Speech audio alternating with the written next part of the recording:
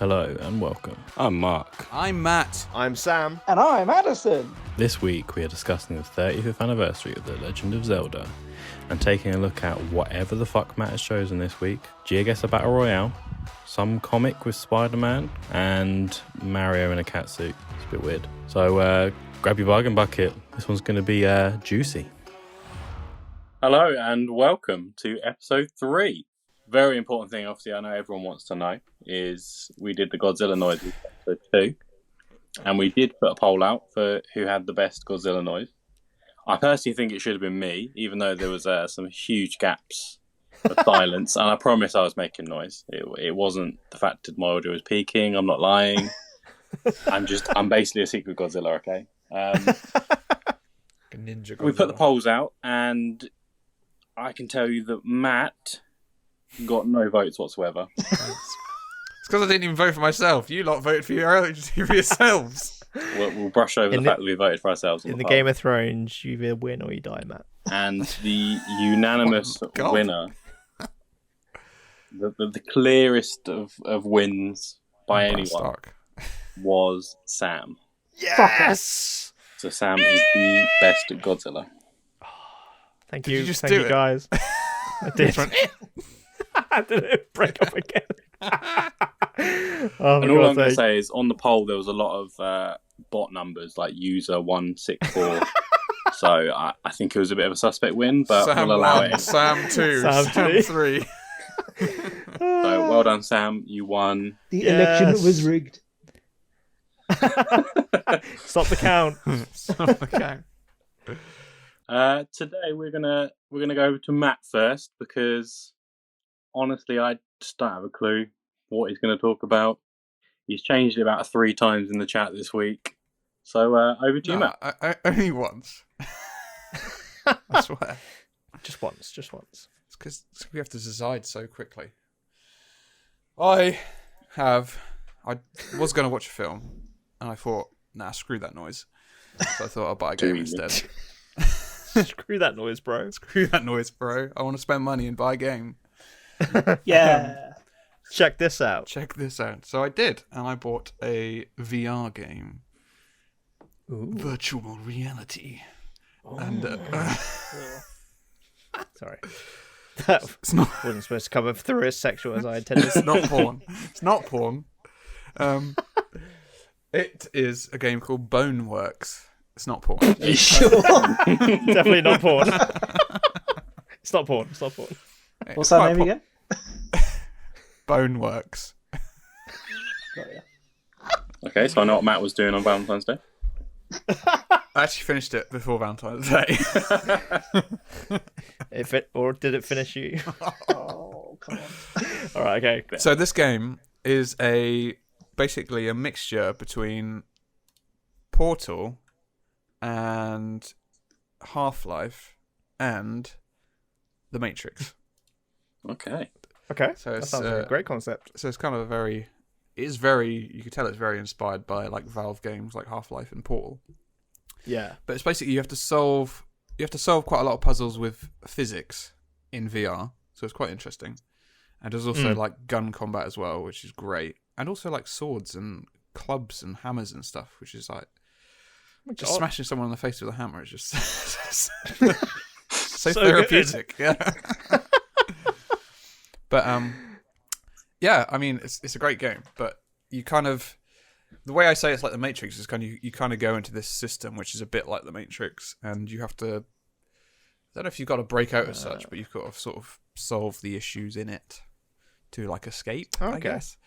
So you're in like a virtual world. Yeah, it's called Myth within OS. the story. Yeah, it's basically like the Matrix, but not. And it's a bit more fantasy-ish as well. But it's got some great like moments. It's actually quite, it's basically just it's kind of an action puzzle shooter. So Yeah. you kind of know what to expect. If you play Portal, you know what to expect for Portal. It's Portal with guns. I mean, that already sounds like a pretty awesome. I mean, concept, yeah, it's great. Yeah. to be fair. There's even like physics weapons. Like there's actually a gravity gun in it, basically the same as Half-Life. Yeah. and there's a lot of other physics weapons as well. There's like grips that are like magnets, a bit like Mission Impossible, where you like they're like suction pads that go on the wall and like magnetic. I think it's in, what is it, Ghost Protocol? They have something like that. I don't know. Yeah. Is that the yeah? We got the Burj Like, Khalifa. fails, doesn't it?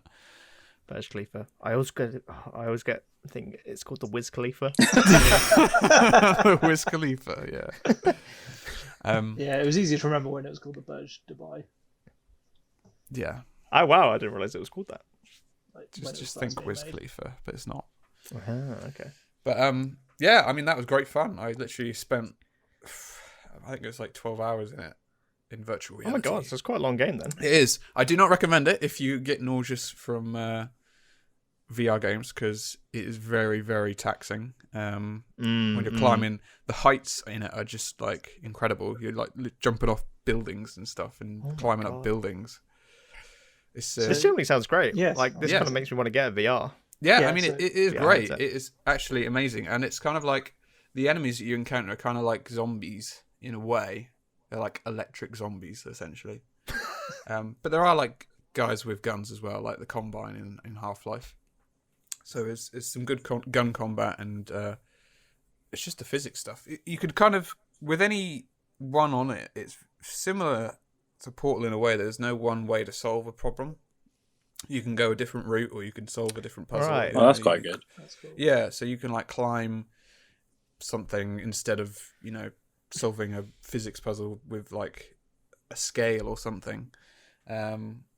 It's really unique, and Do you know So do you know who like developed it?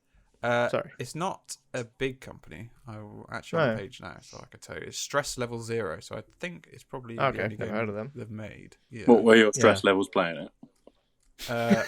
They were 1. Is that because you were Stress taking the level headset 1. off to look at walkthroughs? No. I did not look at one walkthrough at all. That was a sentence. Nice. So I'm pretty sure I know that name. Yes, Oh, that's really? not Stress porn. Level. He is the guy that Oh, used that to one. work with Freddie W on YouTube. I don't know who that is. He's that. You would have seen some of his videos. I'll send one through later. But he must have gone into gaming because he used to do all like the videos with that guy. I just Oh, wow. recognised that slogan you just said. He must have named his company it. Yeah, God. I suspect so. That's probably what it is. But I'm pretty sure they've only got the one game. Oh, they've got another couple of games on their website, but I think they're kind of in that game. It is great though. Yeah, because you've had like a VR headset for a couple of years, haven't you, Matt? Yeah, Oh, so you I had had the Oculus the Rift, like the first one, but not like the development one, the actual first release one. And that was great. yeah. And then I upgraded to the Quest 2 recently. Yeah, because there's never been a game that's really like made me think, okay, I need to get this now. Other than was it Half-Life Alyx? Half-Life Alyx is Yeah, I is- was going is to ask awesome. if you played that. Yeah, I have. And How does it stack up? I'd say Boneworks is a bit clunkier, but it's not a AAA game like Half-Life Alyx. Yeah. I'd say Boneworks is more fun. Half-Life Alyx has a better atmosphere and a better story, but Boneworks is definitely more fun. There's just so much more things. With Half-Life Alyx, you don't really have to solve anything. It's kind of just, you shoot stuff and you go through the levels. It's kind of simple, more simplistic in a way. There are like puzzles, but it's not like, they're kind of like Half-Life puzzles. They're not like on a Portal level. But Boneworks is it's actually incredible. It's a really good game. Yeah.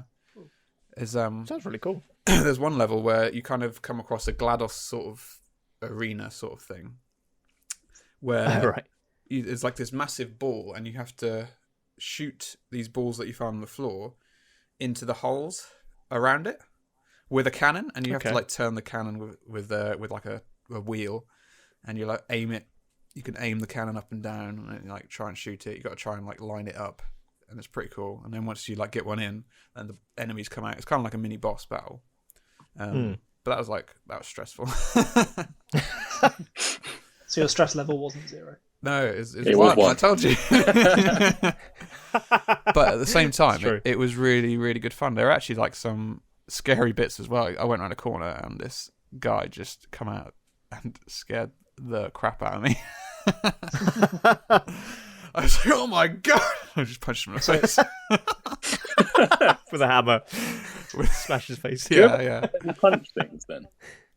Huh? So if you're, I assume you're sat not kind of near your computer. Do you ever accidentally punch things when you're punching out in the game? No, I'm not sat. I stand up.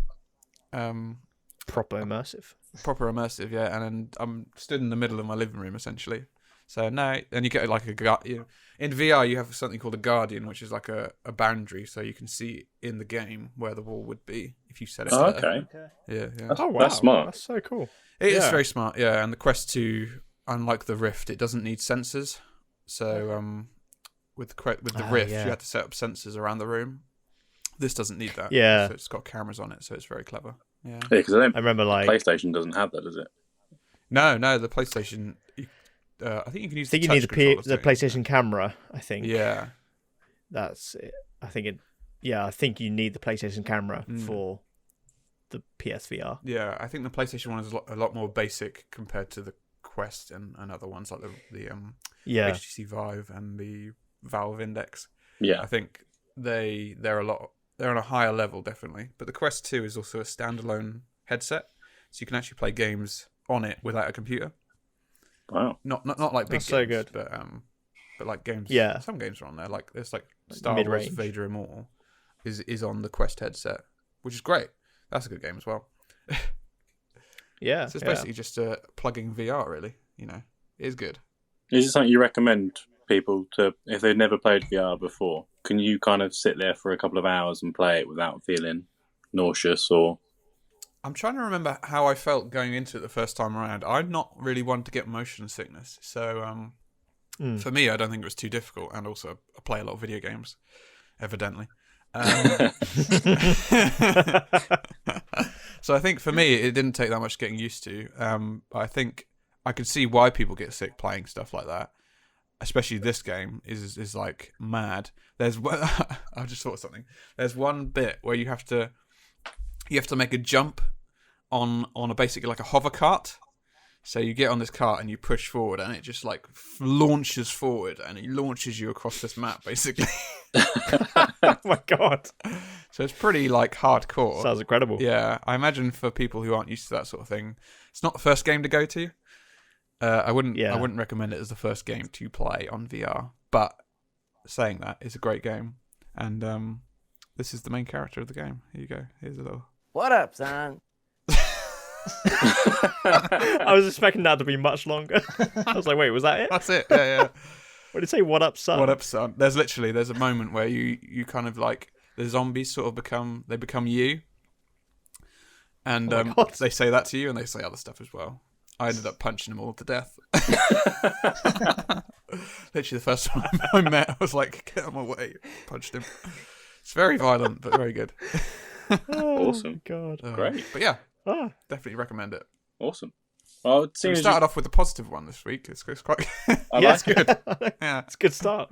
Well, I think we can move on to probably another positive one. I think, from my personal opinion, I don't know how you guys feel as well. And there's another battle royale. So last Monday we all played together, and we played Geoguessr Battle Royale. So for people that don't know what Geoguessr is, it came out in 2013, and it's just essentially a semi-randomized Google Street View. You get dropped in a random area, and you've just got to kind of guess where it is. And then kind of towards the end of last year, start of this year, they put together a Battle Royale where you get 3 guesses, and if you get it right, you move through to the next round. You get it wrong, you're out. So what do you guys think? Do you enjoy it? I really enjoyed it, actually, yeah. It's very geographical. It was very geographical. Yeah, because I remember you were describing the concept, and I thought it sounded interesting, but I was like, how long can you really play that for? But I think we killed like 3-4 hours, and it just absolutely flew by. Yeah. With Mark. It took me a little while to yeah. Yeah, I think it took me like 2 hours before I realised there's like a 50-50 button. It was so far in. And then I would just shout out the country. Which one's the flags? Which one? Yeah. I know. What is this flag? They look the same. I know, it does really test your geographical knowledge and flag knowledge. Like, there's some flags where I'm like, I generally haven't I don't think I've ever seen that in my life. No.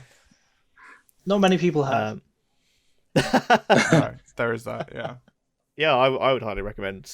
Like, if you got a group of mates, you can play it with random people, can't you, Mark? Yeah, so you can play in lobbies of up to 10 people. You can play in private lobbies with just your friends, and you just get dropped. You all get dropped in the same place on the map, and you've kind of got to use the standard street view of clicking and scrolling around, looking for clues, see if there's a sign that's maybe in Hebrew, so you know you're in Israel, or looking out for flags. Yeah.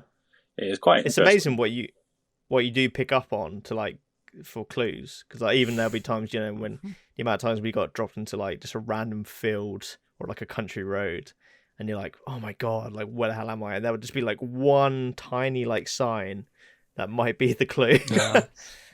I remember there's one where it was literally like dropped us on a road and there were two French cars, and I was like, "That's got to be France." And it was, luckily. It was.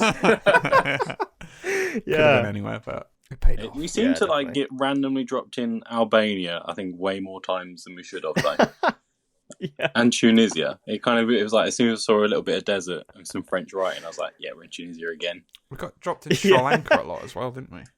I know. That one always like threw me off. I think Adson knows what to look out for now if we ever land in Sri Lanka and Geoguessr again. They've got cool writing. One thing I kept doing was I'd be like on a road and there'd be a car ahead of me, and I'd be like, all right, if I catch up to that car, maybe there's a clue on there, forgetting that obviously you're in the Google van. Just follow. Like, why can't I catch this car? This car isn't getting any closer. Yeah. I just never thought I'd see the time where that's a battle royale that we're contending with as well. I know. It's just such a popular mode now. You're kind of everywhere. And I never thought I'd see Geoguessr go, you know what we're going to do, guys? Battle royale. Yeah. It's definitely less stressful. It was the time. Definitely. The time was the stressful bit. Oh, yeah, that's true. Like 60 seconds to I guess. quite like that, though. Yeah. It is amazing, like, what they can turn into a battle royale. Like, I remember, it's a bit off topic, but did you guys ever play Tetris 99? I knew you were going to say that one. Did any of you play it? No, I never actually. I've not. No. It was actually like such an addictive game. Same with they did Mario 35, which I think you can still play at the moment. For some reason, it's like going to end at the end of March. Yeah. But again, like I would never thought you could make 2D Mario into a battle royale game. But it just works. It's just awesome. Yeah. Thing is, games are getting quite competitive now, aren't they? I think generally across the board, you're looking at games, even the most kind of chill one like Geoguessr is like, right, let's make it a competition. Yeah. Because the normal one, you have to get as close as you can to where you think it is, or where it is. Yeah, so I think on, Tuesday, me and my friend Phil, we played it together. We just did the famous locations, and they drop you get generally dropped like Taj Mahal or Chippy down the road, Stonehenge came up quite a lot, and then you're sitting there going, okay, I know where Stonehenge is, but do I know where it is on a map when I've got no guide? I definitely don't. Yeah, because normally you'd search it, wouldn't you? You'd go, all right. Is it the A303 it's near, isn't it? I told you if we'd have played the UK one, I'd have been alright at it. Although I was surprisingly like UK. Although I was surprisingly good at this one, to be fair. I was very surprised. Yeah, you kind of hustled. Oh yeah, because you went into it. Yeah. Yeah. Oh, I'm going to be rubbish. I am terrible at geography, but clearly I have some like knowledge that's tucked away in my brain somewhere of geography. You know if there's French cars in France. Yeah, exactly. Yeah, that helped me quite a lot actually. My knowledge of cars. The amount of times I kept, because I don't know why, for some reason when I would get it right and the big green like correct screen comes up, I thought that was the end of the game. So the amount of times I would just shout out the country like, "Oh my god, I knew it was USA." I knew it was US. It was always the US. Everyone's like, "Oh, okay." All of us were on our last guess, and you went, "Oh, it's USA." I'm like, "Cheers, Sam." We were chanting USA, wasn't it? There you go, guys. Yeah, just helping you out. But it's a fun game. Yeah. Is that two positives in a row? It is. God, what's going on? I wonder if we'll get 4. Yeah, I think potentially we might get 3. So I'm gonna pass over to you, Addy. What you got to talk about this week? I was going through the hot news, and saw that Keanu Reeves might be up for playing Kraven the Hunter. By the time we're recording now, that is out of date and he's out. And it was just confirmed as a rumor. No! Like 2 days ago. But I still read Kraven's Last Hunt. Sorry, his last what? Hunt. Sorry, what? Hunt. That's it. Apple's going to pull us. They're going to pull out. Oh, God. Hey, you stole my line. You haven't said it yet. So who dat? Who Kraven? Kraven is usually a Spider-Man villain. And I only really knew him from the 90s cartoon. Because I don't actually read comic books that much. But Sam said this one was good, so I thought I'd go on this. I really enjoyed it. And it was shit. No, it was good. I can see why this is a famous story. Yeah. Okay. Quite heavy in a way. Yeah. More than I was expecting for like a Spider-Man comic. Yeah, for a Spider-Man comic, because I think the ones I have read are very light, generally, and also I'm more basing my knowledge on the 90s cartoon, which is probably a bit toned down compared to others. I think you're right though. Like when you think of Spider-Man, you think quite quippy. He's had obviously some tragic moments with like Gwen Stacy and all that. But, Uncle Ben. Uncle Ben. Yeah. Rest in peace, Uncle Ben. Quite fun. Oh, Uncle Ben. He's still I love his rice. We'll be done in a minute. Yeah, I can see why, because I didn't realise when the rumour was going around, it's actually going to be a Kraven solo film, kind of like the Morbius one they're doing with Jared Leto and Venom. Wow, I didn't know that. No, I didn't know that. I thought it was going to be for one of the actual Spider-Man films. Yeah. Like that film needs more characters. Yeah, I know. You were saying a minute ago that he's like usually a Spider-Man villain. Does that mean like sometimes he's like an anti-hero? Yeah, from what I understand, he's sometimes a bit more of an anti-hero than full-fledged villain, but I might be talking up my arse there. But good research here. I could see why this would be the story they might take a lot of inspiration for if they're doing a solo film. I don't know how much. Yeah, it's kind of hard to talk about it without. Yeah. I was just saying that. I was like, how far can we go into it? But then again, it is kind of the whole concept. Yeah, that is true. Go for it. All right. Spoilers from here on out, guys. Okay. If you two care, speak now or forever hold your peace. I speak now. No, I mean, I object. We can like mute for a little bit, and while you're talking about it, but I'm going to be listening to the podcast back, so I'm going to hear it anyway. I'm really not Go bothered. ahead, I don't know who this person is, to be honest. Really? I don't read comics. So I'm not a nerd. I'm not a nerd. His whole thing is that he's basically the greatest hunter of all time ever.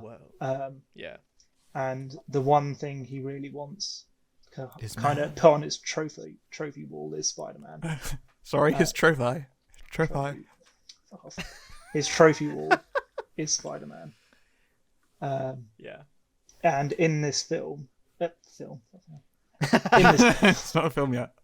In this comic, he kind of succeeds. So the whole point of the story is he kills Spider-Man, and then kind of takes on the mantle for a little bit to prove that he could be a better Spider-Man than Spider-Man. So he starts swinging on webs. I love it. He doesn't quite swing on webs, no, but he does crawl around like a weirdo. Weirdly enough, that's not going to be the only time I say that on this podcast, but we'll get to that later. Okay, yeah, sure. I love and this is kind of on the front cover, but like the shot of Spider-Man in the grave, like it's great. Yeah, it looks so good. Yeah, and they kind of purposefully. I don't think it's the symbiote suit. I think Spider-Man does have just a black suit, which I wasn't sure on that because it kind of picks up in the middle of the larger story, and obviously I know nothing about outside of that, so I was wondering whether it was the symbiote suit. But I think I read up on it because I read this a couple of years back, and because I was like, it never really like specifies, but I think what I read was it's not. I think there is a point in the Spider-Man comics when he does have just a black version of his suit, which is like because I can't remember which one came first. I think it might be this, because I don't think Venom was around at this point, because I associate Venom as 90s, and this is like very late 87 or something. Right, okay. I think you're right. But he is in a black suit for the whole thing. Yeah, which adds to that dark. It's it's probably the darkest Spider-Man comic I've read. Like that I mean, think he of. does. Yeah. How much dark can you get? Yeah. But I would be very interested to see this as a film, and you could do if you looped Tom Holland in or whatever, and then kill him off halfway through. I mean, I think that'd be great. That would actually, yeah. And like, spoiler alert again, he comes back by the end. So it's not like you're doing it for like the whole series, but yeah, I definitely think you could hook people in with that, and I reckon they would as well. Sony kind of do whatever they want with him at the moment, don't they? Yeah. Yeah. It's a weird villain who, aside from Kraven, there's another villain that I hadn't heard of before I read this. I was a big fan of him. I'd not heard of him before. Yeah, Vermin, I think he's called, isn't he? He's kind of like a kind of sewer rat. But I definitely think you could replace him with anything, really. It was quite interesting. He was actually turned into that. They mentioned Baron Zemo turned him into that creature. Oh, yeah, I forgot which about I thought that. was quite interesting, because obviously he's kind of I've heard of that because that's in popular culture. I know that one. Yeah, because before I read this, I think I was the same as you, Addison. Like, I'd only really seen Kraven the Hunter in the 90s cartoon, and I remember thinking I just thought he was a bit of a ridiculous character. Like, but those are the best ones. Yeah, that's true though. Yeah, like Mysterio was never cool, but he still made it great in the film. Yeah. Oh, that's great. He was always like, after reading this, I was like, wow, this is actually a great villain. Yeah, it kind of got me thinking, like, which Rose Gallery do I prefer, like Batman's or Spider-Man's?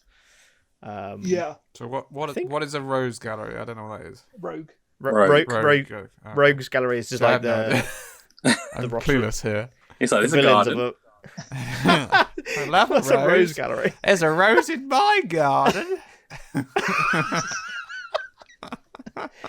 A Rogue's Gallery is essentially like one superhero's lineup of villains.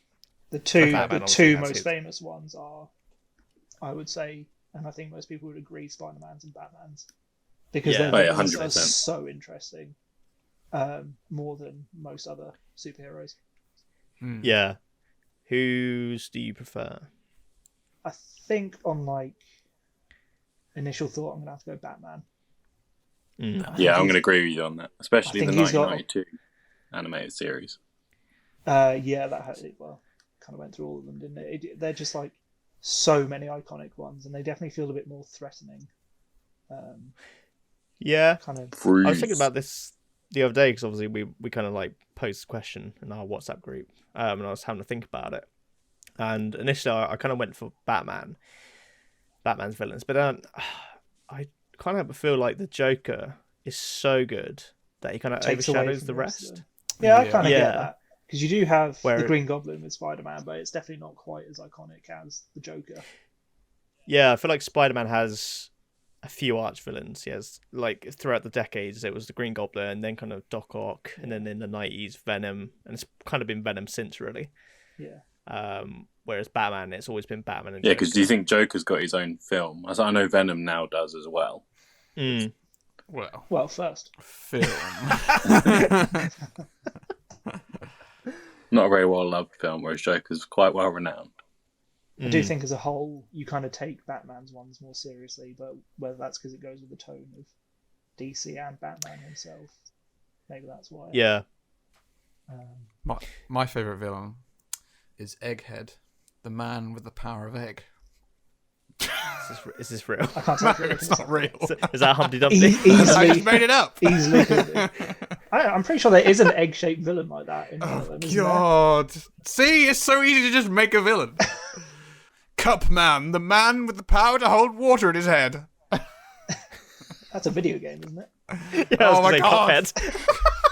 See? Matt, you're wasting ideas here. Keep them in. I think also Mouse Man, the man with the power of a PC mouse. Well, that's just Disney. All right. Just looking at things on my fucking desk. There's not an egg on my desk. Microphone Man. Oh, Christ. I think half the reason why I like the Batman villains as well is probably down to like Arkham Asylum, which is just Oh, the one game. of my all-time favorite games. Yeah. Yeah, that's Oh, great. yeah, of course. And you go through so many of the villains in that, they just feel like you can do more with them than some of Spider-Man's ones, I think. I think a lot of Spider-Man ones do seem a bit jokey. They do, yeah. Then again, Batman has Calendar Man, so who knows? Yeah, Arkham Asylum does him quite well, don't they? You sort of briefly mention him, and he has. I think he's in it, isn't he? Yeah, he is. He's in like one of the cells. They do it quite well. I think Arkham Asylum is quite dark, isn't it, in nature? So Yeah. it does it really well. I do find with Spider-Man's villains, like you were saying about how they're a bit more kind of like jokey. Yeah. But I was really impressed with when what's the first Tom Holland Spider-Man film called? Spider-Man. Homecoming. Oh, yeah. Yeah. When they announced it was going to be Vulture, I was like, oh, what a crap villain. But then when I watched it, I was like, oh my God, Vulture's great. Yeah. He was That like converted me. the only it problem. was Batman, wasn't it? Essentially. yeah, basically. And Birdman. Yeah. Yeah.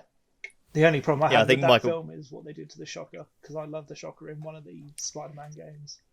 Oh yeah. And he's like Yeah. kind of a crap villain in that. He really is. He's kind of a bit of a joke. Would you say you want Spider-Man? What? Are you leading up to a soundbite? The delivery on that was appalling. It's like segue. I think that might be your worst one. Play. Would you recommend people read it, Addison? Yes, I would, now that I've spoiled all of it. Surely there's bits of it, there's bits in it that are probably quite intriguing. Yeah. Aren't there? Yeah, I think so. Yeah, we had one thing that I didn't end. quite mention is I love how by the end of it you kind of realise how much Kraven misunderstands the point of Spider-Man. Oh yes. That's a great So much part depth. of the comic, and I'd love to see that in film as well. So I do kind of hope they kind of take this and run with it, if they're going to run with it. Yeah. They have It'd be to. interesting to see. Like, it is like the Kraven story. Yeah. Like, if they don't, that'd be And bad. I'm almost kind of glad Keanu Reeves isn't attached, because I wasn't sure about that. Yeah. Who would you attach to it?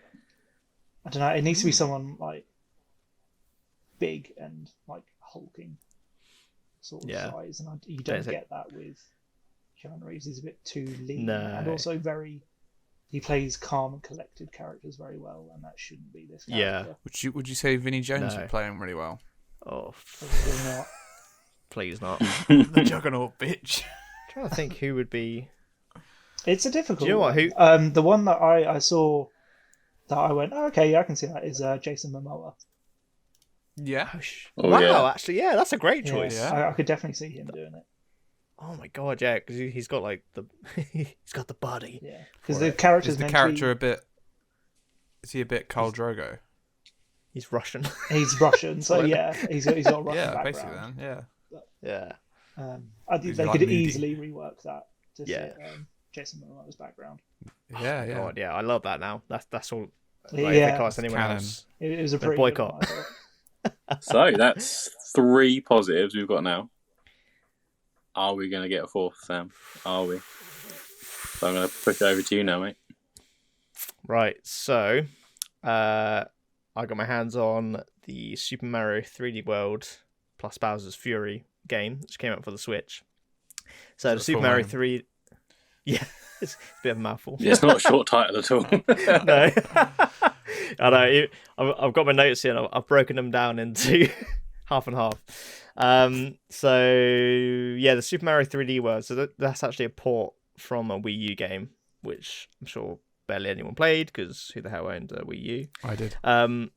Oh, you did actually, didn't you? I mean, he's got VR as well, so he's a bit of a niche market. Yeah, he's got everything. I do get most consoles, to be fair. So I haven't played 3D World at all, or 3D Land, which I think was the 3DS game. Yeah, very good. Yeah. I've so far for 3D World, I've actually been really enjoying it. It's it kind of like it's a bit of a mesh between like this kind of 2D and 3D Mario games. I call it like I guess it's like a 2.5D in a way. That's a thing. Is that a thing? Yeah, I was gonna say, is that a thing? Yeah. I wouldn't say it was like that because I would say it's like 2.8. It's like almost 3D, but really not quite. Yeah, it's not like it kind of is 360. though. It is kind of 3D because it is kind of. What makes it not 3D? There Like, is there a limit? There are bits of it that are 2.5D. Yeah. It kind of like you're right. There'll be some parts where like some of the level you've got like full camera control, and then you'll jump onto a bit which is a bit more kind of side scrolly. Is that kind of like is that in the same way as Super Mario Odyssey, in that it switches to 2D very purposely, or is it more like this bit is just a little less 3D than that bit? Yeah. The second one. Right. Yeah. So not like you transform into like retro looking Mario, like 16-bit Mario. It's just kind of like the camera turns and you're suddenly running sideways for a bit. I've really been enjoying it. Like, it kind of like reminded me of how much this game and the All-Stars game that came out last year. I just fucking love Mario. I love playing Mario games. Like, Mario. I don't think there's any other franchise where you play a game and it's just this fun. Like, I'm like, I rarely get, even like during the difficult parts, I'm not like raging at all. I'm just like, this is so fun. I'm mostly going from Super Mario Odyssey. It's all just very laid back. Yeah, it's very you can kind of game. pick up and play, and you don't have to worry about doing anything specific, really. No, that's true. Yeah. Although I remember, I think it was Super Mario Bros. 3 on the Game Boy Advance, was it? Or Game Boy Color, I think it might have been. It's Color, I think. Yeah, I remember that being stressful as hell. That was a really difficult game, if I recall. I think it is, yeah. I think the full 2D ones are just more stressful in general. Hardcore, man. Because that's more like a race to the end. A lot of them. Whereas the 2D ones are a lot more, go collect this stuff in your own time. I think the 3D world became just so chill. The 3D Land on the 3DS was probably the most relaxing game I think I've ever played. Yeah. You can 100% complete it, and it's just, there's no real stress. I wasn't losing loads of lives. I ended up finishing the game, I think, with like 100 lives and completing everything 100%. And it was just like, that was actually really nice. For once, I'm not getting absolutely shit on by a game. Yeah. At one point, though, does the game become too easy? Is that not too easy? Well, with this game, I think I've gotten to like the World 4, and it is like there's a gradual increase in difficulty. Like, basically in each level, there's like 3 green stars that you have to find to kind of progress. And there's been some where I'm like, I have no idea where this star is. Like, generally, there's one in it's one of like the haunted Boo mansions. I still don't know where the second star is, and I refuse to look it up. Did you hear that? Man and I.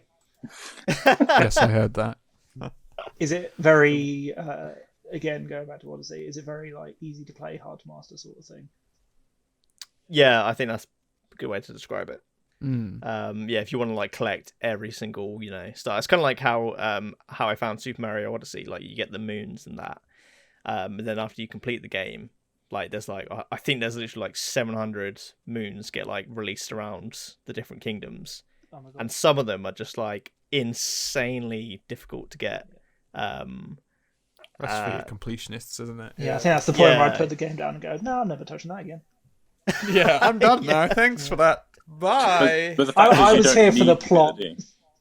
Yeah, the plot of Mario. Yeah. Princess Peach gets captured. What happens next? Princess Peach gets rescued. And so the gimmick of this game, as you've probably seen, is the cat suit.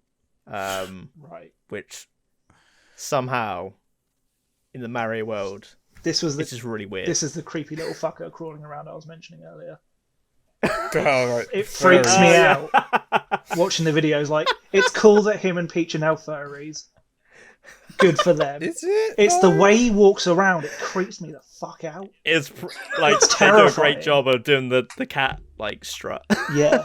Like they actually nail it. Yeah, I'm only going by gameplay videos, but I hate it.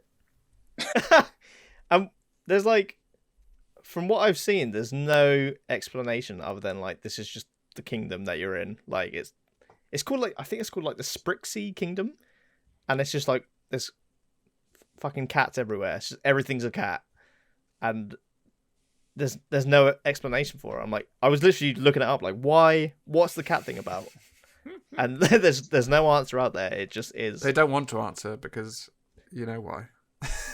Yeah, I always thought it was like Peach's like cute little suit in Mario Kart. I never knew it was a full-fledged part of the game.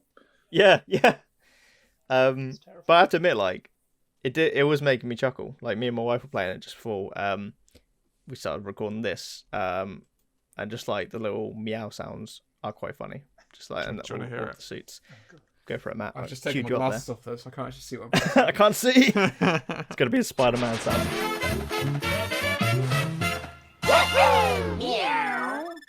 So that's when you finish the level, yeah.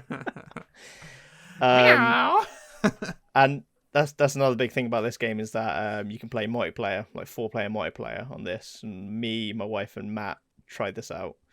Matt, what did you think? Yeah, I mean, it's a Mario game.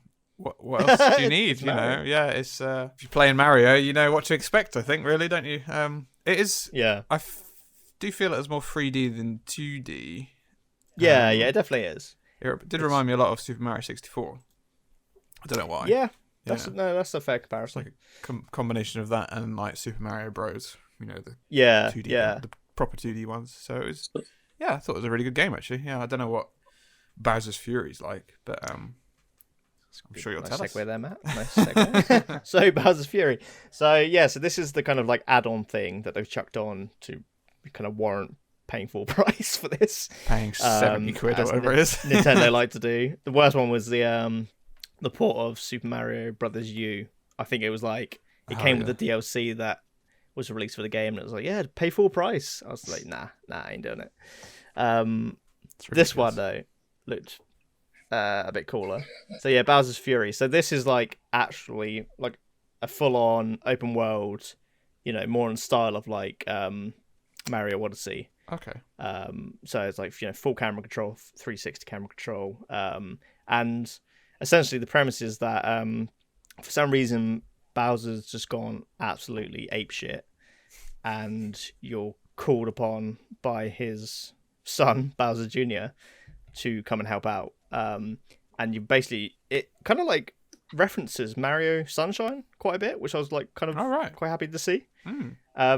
It's like the kind of map is full of like loads of small little islands that you have to like get to, and obviously there's like, you know, platforming on each of these, and you have to collect I think they're literally called cat shines, whereas obviously yeah They really doubled down on that, didn't they? Yeah. Basically it kind of takes the ability. This one. Well, that's the thing. Like, I do feel like my criticism of the game is if you can't get on board with the cat thing, just don't go near this game because it really. Yeah, I was like, Addison, you're gonna hate this game. I don't like people in fursuits. This isn't not for you. I'm cool with that. It's just the way he walks when he's wearing it. It freaks me out. Oh my god. I forgot where I was. Oh yeah, so Bowser's Fury. So Bowser's furry. So Bowser's furry. Oh god, they missed a trick there. They missed a trick. Oh, did they? I mean, you know for a fact they've made those jokes. 100%. Actually, I think there was a point. So basically what happens is every like couple of minutes, Bowser kind of like comes out and starts like wrecking shop. And there's these specific boxes called Fury boxes, which have like Bowser's face on it, and you have to get him to break them with his like fire breath. And there was generally a moment when the objective was break the Fury boxes, and I thought it did say furry boxes. So I was running around for like 10 minutes like, where the fuck are these like fuzzy furry boxes? Yeah, I was like, there's gonna be like little cat ears sticking out. A fairy box is a different thing altogether. Yeah, we don't need that conversation. Oh, fucking hell. I'll look that one up after the show. Or do I want to? Make sure you use a VPN when you look it up. Yeah. Safe search. But yeah, I've Don't look at that at work. Oh god, not safe for work. But I've actually been really enjoying Bowser's Fury. I thought it was going to be like a maybe 2-hour like bit of DLC, but I think like the standard playthrough is about 5 hours, and if you want 100% it, it's about 8 hours long. That's not bad at all, is it? Yeah, I was really like happy kind of with what you it. expect from a game that's full price, really. Yeah, exactly. So I think this one definitely warrants paying full price for more than previous examples that Nintendo's done. That's good to know. Yeah, that is good to know. Yeah. So how have you been playing the game? Have you been playing it handheld or docked? I assume docked. So a bit of both. And so Super Mario 3D World plays great handheld. Like it maintains like a 60 frames per second. Whereas Bowser's Fury docked is 60 frames, but when you do it handheld, it drops to 30. Yeah, I've been hearing about this. Yeah, and I kind of shit myself weird. when I first played it, because I first just loaded it up in handheld, and after you've seen like the 60 frames in 3D World, and then goes to 30 in Bowser's Fury, I was like, oh no, it feels crap. But luckily, yeah, when you dock it, it bumps up to 60, which is nice. So I'll definitely play Bowser's Fury docked, but 3D World you can play either. That's very strange that they've done that. That is strange, isn't it? Yeah. I know. I think it's to do with the textures that they've got going on screen. It's just so vibrant. And They there's just so had much to going get on at once. furriness in there, didn't they? And it's just ruined the whole game. But I'd expect it to be the other way around, because the docked is going to be a lower resolution than the handheld is going to be a lower resolution than the docked. So I'd expect it to be better, to run better FPS. I was surprised because handheld, I can't. One or the other. Because I think Mario Odyssey runs 60 both docked and handheld. Yeah, I can't I'm remember pretty that sure it dropping does. to 30. Yeah, I don't remember. Yeah. So yeah, that was a bit of a letdown, but I mean, you know, it's playable. Like it's not like, oh, I cannot play this anymore. Like it's great. And when you and Matt were playing it together with your wife as well, did you play that? Did you all have a copy, or was it just the one copy that you shared between you, a bit like Mario Kart 7 on the DS? Yeah, it was just my copy of the game. And, So they've kept that. Yeah. So you can play locally 4-player. I think there is an online mode as well, which I haven't tried. We'll note that we are in a support bubble. I do live on my own. That is why. Yeah, we're having a whole party. You know. The only people you see are in VR most of the time. Yeah, exactly. Or on Teams calls at work. It's a bit of a surprise when I take my headset off and there's actually people there. You're like, oh my god! Oh my god! Did you just see me crawling on the floor? Like a cat. Yes, I did. Yes. Oh god! Oh, no. Just in full cat suit. You know that someone is going to do that. But yes, I would recommend this, Oh my god! and it is another positive review. Holy crap. for this That's episode. 4 out of 4. Oh my god! Someone like we say need a something soundbite for negative, quick. I can't think of anything. Fuck the I'm cat too suit. positive right now. The cat suit is weird. But if you like that sort of thing, that's up to you. I think on that Yeah. point, We won't judge. Except for Addison, he might judge. I think we'll move over to the 35th anniversary of Legend of Zelda after that, I think. So, kind of segueing off the back of Mario, you've got Shigeru Miyamoto, was the creator of both Mario and Zelda. They have the same story, don't they, really? Pretty amazing when you think about in the 80s he created both. That's It's just insane how far-reaching they've become. two of the biggest video game franchises of all time. That is actually Yeah, mental. like Nintendo ones, they're like the biggest. Yeah. So we're going to I'll look give you at Legend of Zelda kind of a bit more in depth, look at some of the games and kind of chat between us, and then we're going to talk about what we think next week when it's the 30th anniversary. So we're recording this on the 15th of February. See what kind of games might release. Who knows? Well, are they going to follow Super Mario? We'll discuss that in a little bit. So how do you guys want to do it? Should we go via the timeline, or should we just go kind of chronologically when they've released? I don't really know much about the first ones, like the proper old ones. Yeah, I've only played Breath of the Wild, so I'm not going to be inputting much on the early ones. I can't wait to get to that one. At the end of the podcast, you might as well just go, Sweet. have a wank or something. Jesus. Oh my! Say anything else, man. Look up the fur. I couldn't think of anything else for some reason. Look up the fur box. It's been a very long lockdown for Matt. Okay. Yes, I am going mad. Slowly mad. Anyway. Okay, I guess we'll talk about it kind of chronologically, and then we can kind of link in. Hey, link in, you say. Hey. Can I just say, Zelda and Mario are the same story. You save a princess from a green guy, and that's it. I bet you say Force Awakens is the same as New Hope, don't you? Don't you, Matt? I mean, it is. Is Ganon green? I thought he was a big red guy. That's why I thought. His hair's red. His skin is green. Is it? Yeah, he's green with like orange hair, and he's like a pig in earlier versions as well. Yeah, it's like that's just it's like a blue beast. Well, there's different types of Ganons as well. Yeah, that's where it gets a bit confusing for me. Slow cooked gammon. You get your gammon steak. Honey glazed gammon. Honey glazed gammon. Have you tried the one with the Coca-Cola recipe? That's actually great. Oh yeah, that is a good one. Yeah. Wow, that was the most off track we've been. It was slightly related. It was the same similar sounding word. Anyway. Oh Jesus! So I recently played the Legend of Zelda, the 1986 release, and I've been playing that on the NES Classic. Nice. I've got that a couple Christmases ago. Oh no, the actual the mini console, yeah. Yeah, the mini console, the HDMI one. Oh, sick. So that has both the Legend of Zelda and the Legend of Zelda 2 Links. I think it's Link's Adventure. So are these the first two games? Yeah. Yeah, these are the first two releases from Nintendo.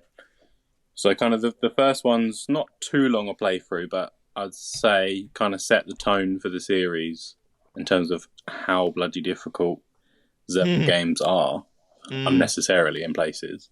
Yeah. So you've got the whole Triforce things that I'm assuming you guys kind of semi-know about already. I know it's the triangles. I don't know what it is. Each one represents a character. So in the first one, you've got the Triforce of Power and you've got the Triforce of Wisdom. And Ganon takes the Triforce of Power. And it's kind of down to you at that point as Link to go and collect all of the 8 pieces of the Triforce of Wisdom that Zelda's split up to kind of keep the Kingdom of Hyrule safe. Can I just say you've broken my mind? How There's 8 pieces. I definitely thought there were only 3. That's what I thought. How can you have 8 pieces of something that's called a Triforce? I know. That and it gets even worse. I think in Octoforce. The second one, they'd make it 6 crystals, and it's just like, right. All right, Thanos. Oh yeah, Jesus! It's actually Ganon's plan is to Thanos, erase half the universe. Yeah. So Ganon imprisons Zelda for doing that, and then it comes down to you to go into various dungeons, collect and beat the boss, and then pick up a piece of the Triforce. And then once you put it back together, you've saved the princess. And I think what's really interesting about this one is you can play it through the once, but then you play it through again to fully complete the game. Oh wow! And they were doing that back in 86. 1986, because it gives you like the full completion, so you get the complete Triforce. It's just, and I think the really thing that's interesting for me is that I kind of, you almost forget, I think nowadays with how normal it is, but that was the first ever game to have a save file. Oh wow! Oh my god! Wow, I didn't. What's different on the second playthrough? There is no difference. I wouldn't play it through twice. So you haven't completed it. It's a great idea, but it's not executed. Yeah. It's essentially like New Game Plus now, but like that seems like such a new function, and saving seems like such a normal thing to do, but they were both brand new things in this first game. And you can kind of see why everyone heralds it being such an amazing game.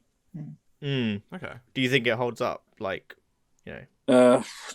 graphically? I don't think 16-bit doesn't hold up at all. It's really. 8. Oh no, it's It's 8-bit, isn't it? Yeah, Yeah. Earlier. 8-bit. I think Got there's a lot of cut games slack now there. that they do the retro style, don't they? That you kind of got, what was it, Undertale? Yeah, Shovel yeah. Knight. They're kind of course. making a slight resurgence, but I think Yeah. I think a lot of indie games like to use that sort of technique, I guess. Yeah. It's easier to Yeah. so. In Simple terms of graphics. the time, you think 1986 runs incredibly well. You've got save state, which is the first time ever, and then you've got a game that runs for like. If you're going to play it through quickly, you can do it in like three hours probably. But I imagine if you're playing that as a kid in the 80s, that's probably going to take you potentially days. And just how like hard the game is as well. I just love the fact that you get the Master Sword so quickly, and you get the writing of "It's dangerous out there, take this," and it just tiny little bit has just set the tone for the whole series. Yeah. It feels like it takes a lot of stuff from. I know is the link. Oh, I said it again. Damn it! People are probably going to be like, "No, that's a ridiculous link that you made there." But I think D&D was such a big thing in the late 80s as well. It probably won't be Yeah. that ridiculous. A lot of games around that time were taking inspiration from that. It's just True. Yeah. the formula of the dungeons and saving the damsel in distress has kind of worked very well for Nintendo for a very long time. Yeah. That is their thing. I remember I tried going back and playing this like I think when the NES games came as part of the Switch Online package. Yeah. And I was like, I'm going to play like the original Zelda, and I have to admit, I like just struggled. I think it was a bit too old for me. Like, I mean, that's it. That's a very old game though. That's like I know, yeah, 35 years old. Yeah. It's almost like we're talking about the 35th anniversary. Okay. But yeah, I We've stumped Matt. In the title. But yeah, I remember like I was struggling. I think I found it like quite hard actually. I remember like getting killed a lot and just been like, what the hell? I feel Like, where all do the I go? games, All the games are really hard. They definitely made Yeah, it they easier are. nowadays. Aren't they? Yeah, I think it's because like they're more clunky, aren't they, as well? Yeah. I wouldn't even say the newest one's that easy. They're all incredibly difficult in their own way, and I think there's a lot of Zelda stuff, games. Yeah. Yeah, there's a lot of secret things that you need to do to open doors. So like this, you pick up this shrub here, and that'll open this door here, and it's like, how am I ever meant to know that? It kind of feels like the birth of guidebooks for games. Oh yeah. It's kind of perfect for Zelda. Yeah. I think like definitely. just speaking about Zelda as a whole, like I think that I don't know if you can even call it a criticism, but that's kind of my biggest con against Zelda is like I generally feel like some of the games I would not be able to complete without a walkthrough. It's almost like I like the puzzles can be really smart and like the way you have to get places. Like when you figure it out, you're like, oh yeah, that's like awesome how they how they did that. But like some of the ones I've been playing, I'm like, I just had to look it up, and it kind of like ruins the pacing a bit for me. I'm like, he does it well. Only for Zelda. No, I say it's the one game like the whole series. I understand people that do look it up because I've been playing quite a lot of Ocarina of Time, and I'll kind of push onto that in a little bit. But yeah, you there's certain bits you're like, how does that ever make sense to anyone? Yeah, and it's kind of weird. Like I respect it for like being that out of the box with its puzzles, but at the same time, it can I never played Zelda games as a kid. I kind of like got into the series more in my teen years, I guess. I think if I played this as a kid, I would not be able to complete it. No, it's way too hard. Surely. I'm trying to think back to when I played. But then when Wind Waker when that first came out. No. I mean, there wasn't a massive pick of games, I guess, in '86. And that's especially true, not actually, like this. No. No, definitely not. Like an adventure game. Most of them are probably like platformers, I suspect. Yeah, because you think we've got Mario out around the same time, and the quality that you're getting from obviously Mario is still very good, but it's just a whole different game. It's a lot quicker paced, a lot easier, a bit more fun. Whereas this is kind of pretty in depth. You don't have to think with Mario as such. You can kind of get no, it's more like reflexes and stuff, isn't it? Yeah, exactly. Yeah. Zelda's like proper puzzles. Yeah. So from the 100%. first one, I then played Legend of Zelda 2, which came out the year later, so the Adventure of 1987. And what I was not expecting with this is it's not quite like top. It's not top down. It's kind of side view, not quite 3D. It's just like the side scrolling one. Yeah. You're saying they reskinned Mario just for this game? Is that what you're going to say? Well, this is where the story gets weird as well. Oh yeah, why? So you've got Triforce of Power wasn't weird enough. You've got Zelda, but it's actually her ancestor. Oh right. The whole lineage is called. All the girls are called Zelda at that point, after her. And it kind of reminded me a little bit of Sleeping Beauty. That it was like she's been asleep for like hundreds of years, and I think they've kind of played that in the later, like Breath of the Wild. I think it's like a couple hundred years in the future, isn't it? From 100. the timeline. Yeah, so it's can't just sleep for 100 years. Okay. So they've kind of played with that whole extension of time since the first games for a long time. And this one you've got kind of building on the first one, the Triforce of Power, Wisdom, and now you've also got the Triforce of Courage. Right, okay. And you need all of those those to awaken Zelda. Yeah, like Addison, do you say you thought they were all? Yeah, I thought there was one Triforce. I thought there was a Triforce. That's what I thought.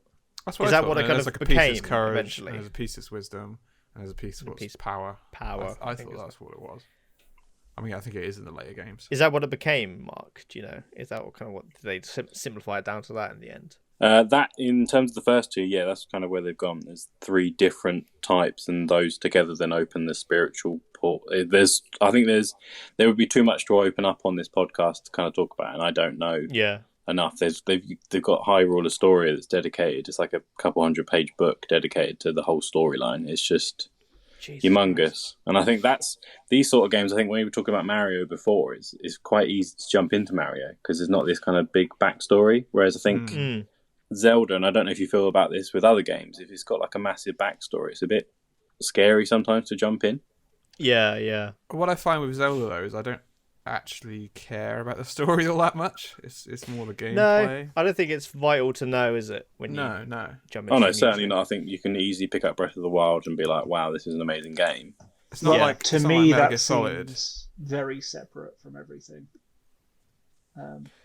It doesn't sound like separate. To be fair, it doesn't sound like it ties into anything. Playing it as someone who's only played that one. But I think all the Zelda games, they do a good job of being standalone games. Whereas say like MGS, the Metal Gear Solid games are very, this is codename Barack Obama. You remember him from Metal Gear 1 to 3. Yeah, it's you don't really need to know that in Zelda. Codename Barack Obama. My favourite character. I can't wait for Breath of the Wild 2 where they go, get codename Barack Obama back in here. Get him back from Nam. Oh my God. But yeah, no, I think like generally speaking, like they do stand apart quite well. Like there's some when they kind of reference, like I think a usual thing in Zelda games is that they kind of open with a bit of a, probably aside from Breath of the Wild because that really changed things up, but they tend to open with like, you know, a bit of a story opener, like, and I think with Wind Waker, I think they reference Ocarina of Time, like they talk about like, I'm sure they reference the hero. I think they do of reference time. it, yeah, and then they talk about like the Great Flood that kind of like swept over Hyrule. But again, you don't need to like know what exactly happened in Ocarina of Time. No, you don't. You don't at all. No.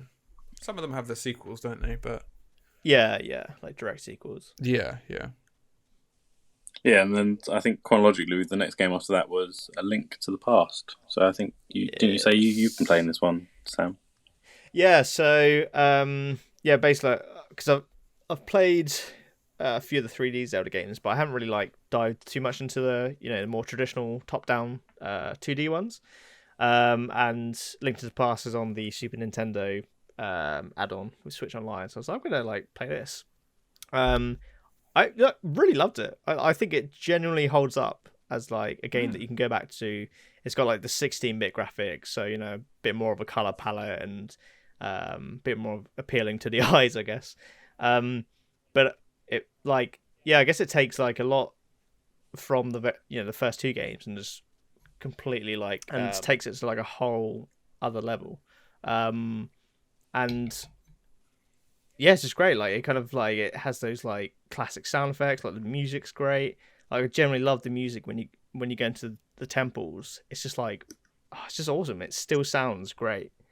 I didn't complete it, but I've done like the first two dungeons.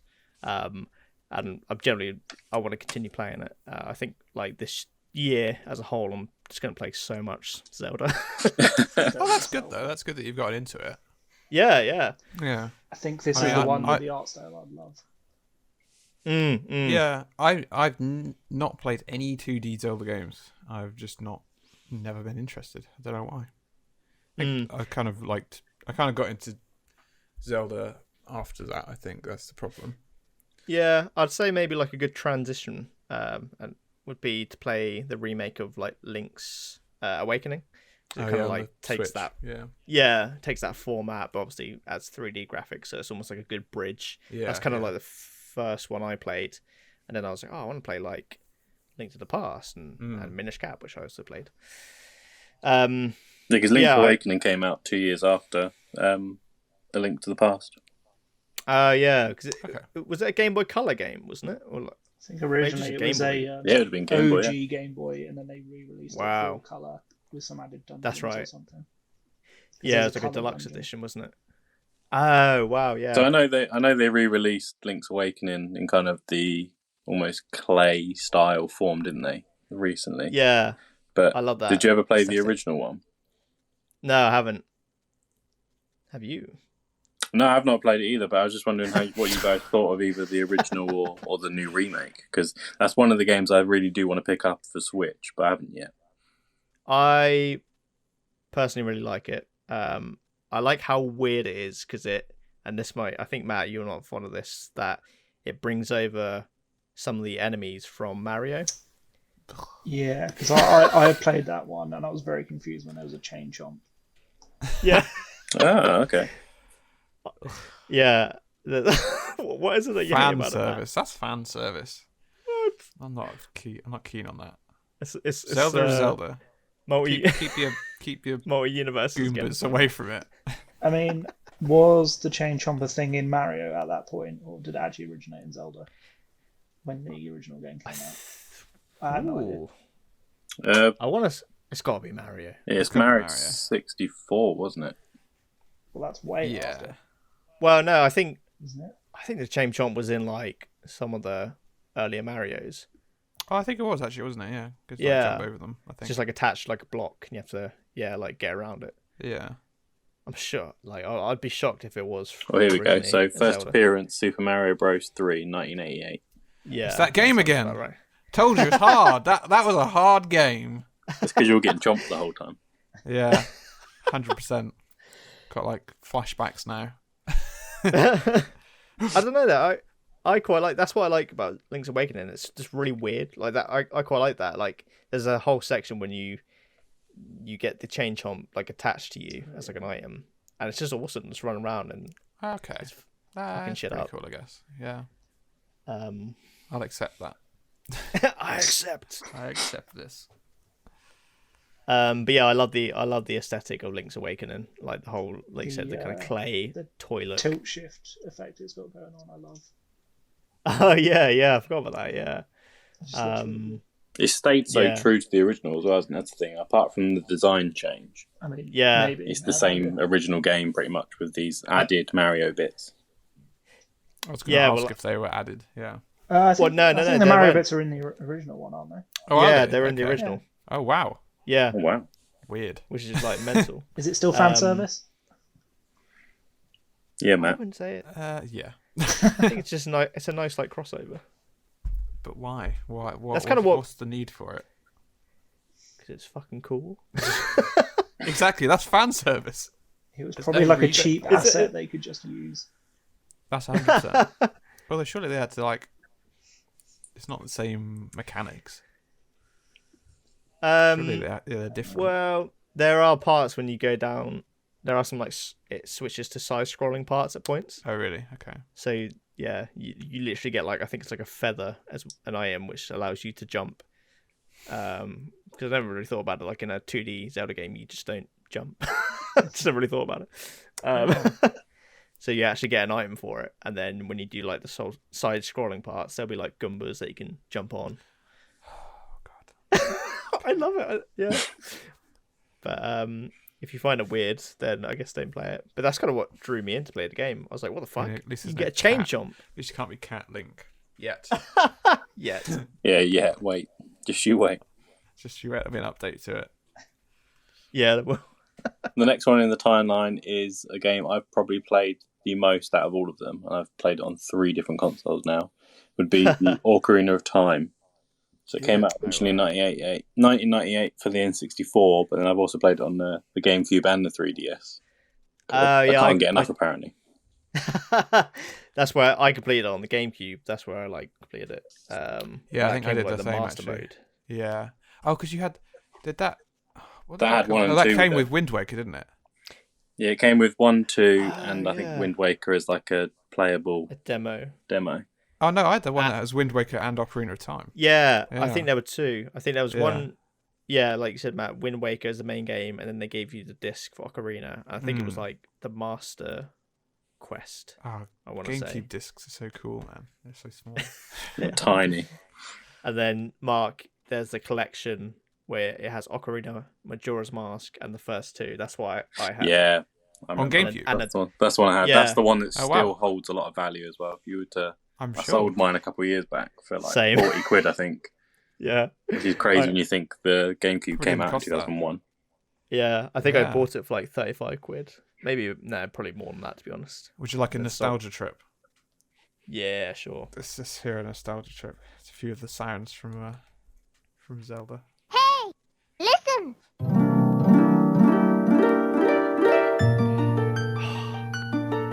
Such good music.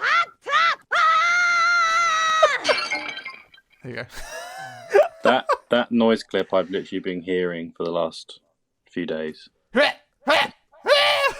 PTSD about that. Him dying constantly. Oh, is that what that was? That's his death noise. Yeah. I thought it was smashing things. Oh, like his spin attack. So this one, if not like people haven't played it, this you've got Ganondorf now as opposed to Ganon. But is that not the same thing? Ganon is back. Yeah. Essentially. What's the difference? He's just Isn't a version dwarf like of a village. They kind of there's a lot of times throughout the series where they change the name a little bit, but you just know it's the same person. So it's the same. Yeah, so Dorf is village in German. Yeah, I'm learning. So it's Ganon Village. So what's Ganon? Is Ganondorf like he's a less Ganon powered Village. version of Ganon? I think he it's like transforms a into Ganon. spiritual kind of one, isn't there? At some point, you've got like Phantom Ganon, and there's just so much to keep up with. But that one, you've got 3 spiritual stones you need to pick up, and the Ocarina of Time, and then it opens a world where you pick up the Master Sword, and then you go into like a deep sleep for 7 years. And during that time, Ganondorf's kind of gone crazy, taking over Hyrule, and then you get this kind of mechanic of being able to switch between the past, like 7 years, and then the current, and then you've got like 7 sages you need to pick up to then get the Triforce. It's quite a big game, isn't it? It generally is like in terms of I think people can play long plays and get 10 hours and be done with it. I'm about 15 hours in currently, and I'm just over halfway. Yeah, and there's so much I think just from memory from like when I first played it that I'm going, oh, I know how to do that. But actually, if I was playing it brand new today, I'd be going, what the hell? Yeah, I remember when I played it. The story that much. No. Sorry. It's very clever. Like, yeah, the way they use like the kind of time travel in that game. I remember being like, I think I played it when I was like, I think I played and completed it when I was probably like 18, maybe like 20, but still just being like quite impressed by the length of the game, because I was thinking like, oh yeah, I'm sure it was like it felt like a long game, back then, but it like, yeah, it does. Like I was expecting to complete it much sooner than I actually did. It's one of them really interesting games, isn't it? Because it's because of that timeline thing that splits the timeline for Zelda as well. So you've got Ocarina of Time, and then it goes into like 3 different alternative timelines. So you've got like the Defeated, which is like Link to the Past, Oracle of Ages. Then you've got the Hero Triumphant. So you've got Twilight, like Majora's Mask, and then you've got a whole other one where it's like the Wind Waker. And I think all these split off, and then they all come back together for Breath of the Wild. So now it's kind of like a unified storyline. It hurts my head. That is mental. Like, yeah. So they're all different timelines. I had no idea. I had no idea. Yeah, they're all different timelines. Essentially, the best set of games are the ones in which Link is defeated and dies, or oh my God, doesn't win, and Ganon wins. Oh my God! Holy crap! Because Link's Awakening, Link to the Past, Oracle of Ages, Oracle of Seasons, and the original 2 Zeldas are part of that timeline. So wait, so Ocarina is like, I think Skyward Sword is supposed to be like the first canonically, isn't it? Yeah, so it's Skyward Sword, Minish Cap, then 4 Swords, which I never played, Ocarina of Time, and then it splits. Wow. I generally didn't know Ocarina of Time came before like the original Zelda games. Yeah, no, I didn't. Which makes sense now. I've played Ocarina of Time and then played the first 2, because there's a lot of themes from that make more sense now that I've played. Yeah. Ocarina of Time. I need to know all this to play it, because holy hell. Yeah. It's crazy. Yeah, there is just so much. I think that's where I was saying before. I think some people might find it quite daunting to get into it. But I think there's so many nice entry points now that it doesn't matter. Mm. Yeah, and again, I generally do think they stand alone, like the games do. Like Addison, you said, you just played Breath of the Wild and Link's Awakening, and like, yeah, I imagine you don't feel too confused as to within those games by themselves. Yeah, I didn't realize there was anything to be confused about, to be honest. I thought they were very self-contained. Yeah. It definitely feels that way when you play them. Yeah, definitely. I think the important thing to note as well before we move off of Ocarina of Time is that this is kind of considered the benchmark for gaming now. It's the only game to have got a 99 on Metacritic and was the first ever 10 out of 10 on both IGN and GameSpot. Oh my God. It is an amazing game, though. Like, it was groundbreaking, so good. Like the puzzles you have to solve, the combat and everything. It was groundbreaking, like you say. Yeah. It's the first 3D Zelda game as well. There's only one other game that's nearly dethroned it as well. Is it Breath of the Wild? It's Breath of the Wild. Yeah, of course. Yeah. That would have been an amazing segue. But it's like Majora's Mask. I know. Yeah, there's a few in between. Yeah. So Majora's Mask, I played a little bit of it last week, and I found it really stressful because there's a time element to it. Yeah. And I wasn't keen on that, so I stopped playing it. Yeah, it was too stressful. I just didn't like that I had to do these things in a certain time. You've got a time limit of 3 days basically in Majora's Mask. Oh, what? It's like Dead Rising. Kind of, but you get to turn back time. Yeah. Okay. You get to turn back time. Yeah. So someone had to do it. Yeah. So I mean, it's the same sort of elements as Ocarina of Time. I think it's a sequel to it. It's a direct sequel to it. Yeah. But you get 3 days and you have to try and like recover Majora's Mask, essentially, don't you? I think. I didn't play that much of it. A big element of the game is that you can kind of like, do you get like masks for each of the enemies, and then you can kind of I think become so. them? Yeah. Like Crash Bandicoot. Like Crash Bandicoot. So Yeah. this is the Crash Bandicoot Dead Rising game, and I kind of want to play it. That does sound like a good combo, actually. Yeah. That sounds amazing. Yeah. Oh, I forgot about Dead Rising. Dead Rising is such a good series. Yeah. Although the time thing in that, not to talk too much about Dead Rising, but that stressed me out. That then. is pretty stressful. See, I didn't mind yeah, that too much. No, It never bothered me. I suppose it makes you get through the Majora's game. Mask. You might like Majora's Mask then, yeah. No, but I found it really stressful. I was just like, nah, I'll play Breath of the Wild instead. It's gonna jump a few generations. Breath of the Wild is so good though, but we'll talk about it more later. Yeah. Good review of the first 5 minutes. Yeah. I played like an hour of it, but I don't know, I just wasn't enjoying it. So then we had the Oracle of Seasons and Oracle of Ages, which were the two games released on the Game Boy Color. And it kind of almost Pokemon style. Yeah. You've got two games that link together.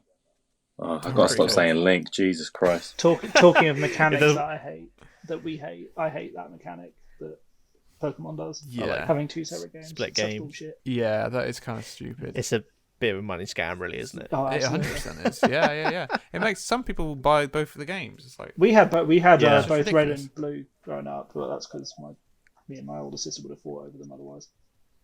Yeah. So in the Zelda game, is there like, obviously with the Pokemon games, you can like trade Pokemon between them, and that's kind of like what they try to justify it with. Can you trade Is there Zeldas? something like that with these Zelda games? Yeah, can you trade Zeldas? It's a bit more kind of with the Pokemon Blue and Red. There was very much same game, but you could then trade, or there's a different Pokemon that you could pick up in one that you can't in another. Yeah. Whereas with this Oracle of Seasons was you play through and you can change what season it is, so you can be winter, or and then you got autumn, fall if you're American, kind of some spring, summer, obviously. But then in the Oracle of Ages, which is the one I had growing up, you can change the time, so you can kind of go back and forwards. And I think that it was a bit of a harder game out of the two. So they actually separate games. Yeah, they're two separate games, and the only way they link is that when you finish, you get a like really long digit code that you then put into the other game, and then you can play through, and the characters move over from there as well. So you have everything. That's cool. That is like... that sounds like a better implementation.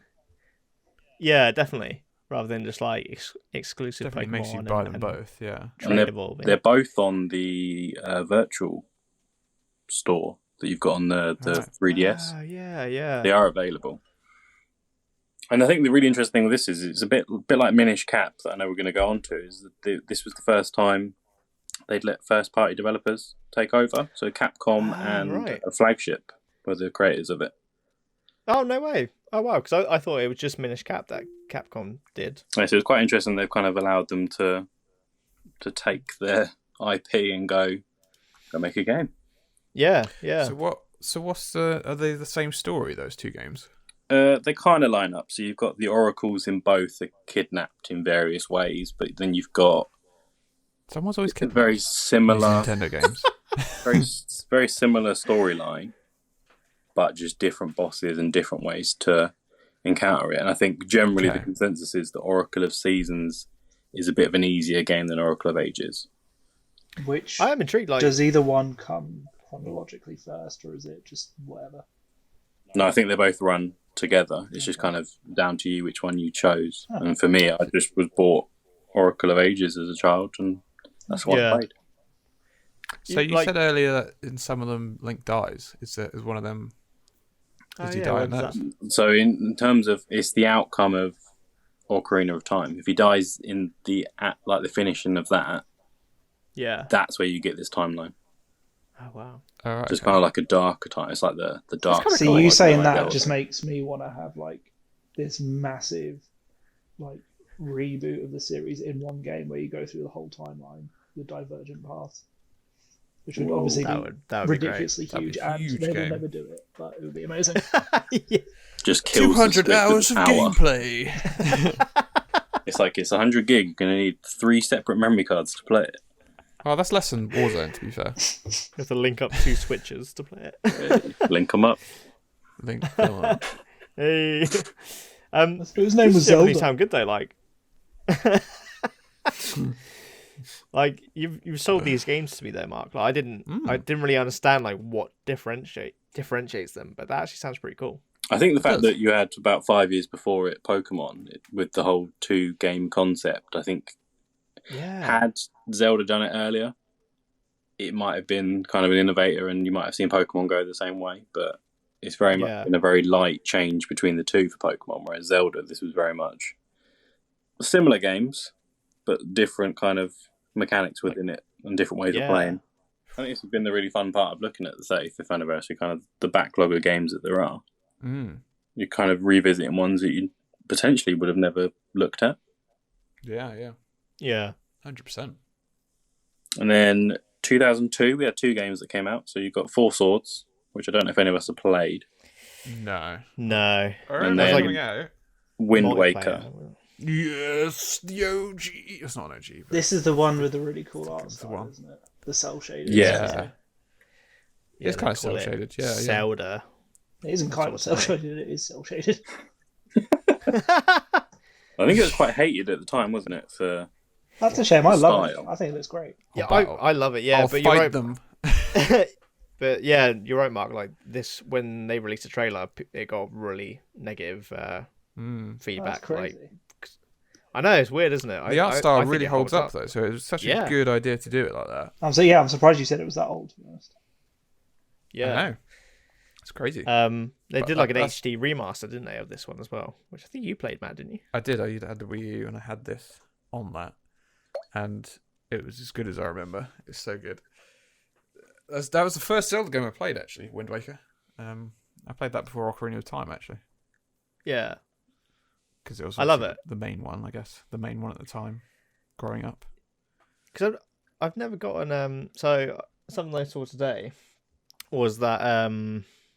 again, this might feed into later, but I think the people who developed the Link's Awakening game, which obviously quite like...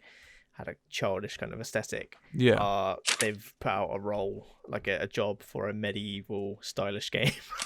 So it's like, okay, you're making another Zelda. Yeah. And I saw some comment on Facebook where someone was like, "Oh, I better not be like childish aesthetics again. Like, can we get a serious game, please?" And I was just kind of like, I love it when they do like, it's Zelda. What? Like, he's based on, he looks like Peter Pan. Like, it's like, come on, man. Elf, man. What? But some people do really like when they did. There's a great video on YouTube, which is the reaction at E3 to the Twilight Princess trailer. All right. People go mental just because it's like more of a serious art style. Yeah. I've just never got on that. I'm like you said, Matt, it's Zelda. Like, yeah. Comparing those two, I got Twilight Princess. I'll talk more about it later. But I preferred Wind Waker was a much better game. Yeah. I'd agree. Twilight Princess is more of a basic game in my opinion. Obviously, like, I don't think the art style really helps it at all. Was that the Wii one? Yeah. It was, wasn't it? Yeah. It was. Yeah, because it was the first. It was literally the first game I had on the Wii. Yeah. But, and it was like super realistic for the time. Yeah. Yeah. Well, as realistic as you can get on the Wii, I guess. Yeah. I remember it looking very kind of. Yeah, I was about to say it kind of came out in that time when everything had that brown color grade to it. Terminator Salvation. Oh, God, I'm so glad we got out of that. Oh yeah, like 6 years like that was just like everything was brown. Wind Waker is really vibrant and colourful. It's lovely. Yeah, really aesthetic. It's really nice, and it generally does like hold up. That's what makes it hold up. Because I think if you played like Twilight Princess Princess was awful. I'm sure. Probably looks a bit rough now. Yeah. It's like going back to an old MGS game. Oi. But Wind Waker is a really good one. I love that one. That's my favourite one, probably. Yeah. Close with Breath of the Wild. I can see that. Yeah, it was just really good. I like the fact that you could sail around in it. It's more of an open worldy one as well. So many islands to visit. Yeah, and you can kind of visit them in pretty much any order you want. You have like little like ship battles as well, couldn't you? Like, didn't you have like you a little could, cannon? Yeah. You had like items for your ship as well, not just for you. Yeah. Like again, that's quite groundbreaking for the time. Oh yeah, 100%. And you could jump in and out of the boat and swim around. You know, it's massive, really. Yeah. Yeah. 2004, we had 2 games come out. So we had Four Swords Adventure and Minish Cap. And I know Sam's been playing Minish Cap. Yes. Yeah. I fucking love Minish Cap. Like, I genuinely love this game. I think it's probably my favorite of like the 2D style Zelda games. And this is, also developed by Capcom, isn't it? That was another Capcom and flagship. Yeah. It's just awesome. Like, I don't know what it is. Like like just the tone of the game. It's like one of the few sidekicks in Zelda games that I generally like love as a character. Like Navi gets a bit like annoying, with the hey, listen, all that kind of crap. Whereas the sidekick is he's called Eslo, but he is the Minish Cap, if you hadn't guessed. I literally hadn't. I don't understand what a Minish Cap is. Oh, okay, so the Minish. It's like Cappy in Mario. Well, yeah, like it is like Cappy, like That's weird. You can see that how much that idea kind of transferred over into Super Mario Odyssey. I can't believe that concept basically made its way into 2 games. I know what. Your hat By is Nintendo alive. as well. But basically the backstory is that he is a wizard who got transformed into a hat and so become You're a wizard hat. You're a wizard. But I love it. I think if there's one, like, I would love to see this game remade similarly to how they did Link's Awakening. Like, I really hope that's announced this year because it's just great. Like, it's got a great, like, I don't know. There's like it's really funny and like the kind of the gimmick of the game is that you can like shrink down to like a miniature size, and it kind of reminded me of that game Grounded that we played. Oh yeah. There's like you shrink down. And... Honey, I Shrunk the Kids, the game. Yeah, yeah. But yeah, like the way it uses the items, which it's a big thing across all Zeldas. But I just love that, like, you get like an item called the Gust Jar, which allows you to like, let's say, suck things in, and then pull them out, suck things off. Yeah. Yeah, it's just awesome. I don't know if any of you guys have played it. Nope. No. No, it's one I've definitely seen and wanted to play, but never had a chance to pick up. Yeah, I'd recommend it. I generally think it's my favourite 2D Zelda game, and probably like. So what's that on? One of my favourite. So it came out on the Game Boy Advance. Oh, okay. So and that's the only way you can play it at the moment. Damn shit. That's crazy. Yeah, so I really think they should remake this game, or at least port it to the Switch. And then we've got the Twilight Princess that we were talking about a moment ago, 2006. Yeah, so I remember that was my first game on the Wii, I think that was, and that was a great Christmas day. I think I got that. That was nice. It was a console release, wasn't it? I think it was. Yeah, I think it was. Yeah, but I remember it had like all the motion controls as well that you could aim with your bow and arrow. Yeah, I think this game is so good. This is the first one I remember adverts for. Yeah. And I thought it looked cool, definitely. But I never played it. I didn't have a Wii. So. It was really good. It was a really good game, but I'd say for a Zelda game, it wasn't the best one. Definitely not. My favourite fun fact about this game is that so it came out on the GameCube as well, and traditionally in Zelda games, Link holds his sword in his left hand and shield in the right. But obviously, because I guess most people are right-handed, for the Wii port, they took what was going to be the GameCube game and literally flipped the game so that you would hold your sword in the right hand. Like literally the whole game just flipped. That must just mirrored. That must have some sort of limitation on like some other things, I would think.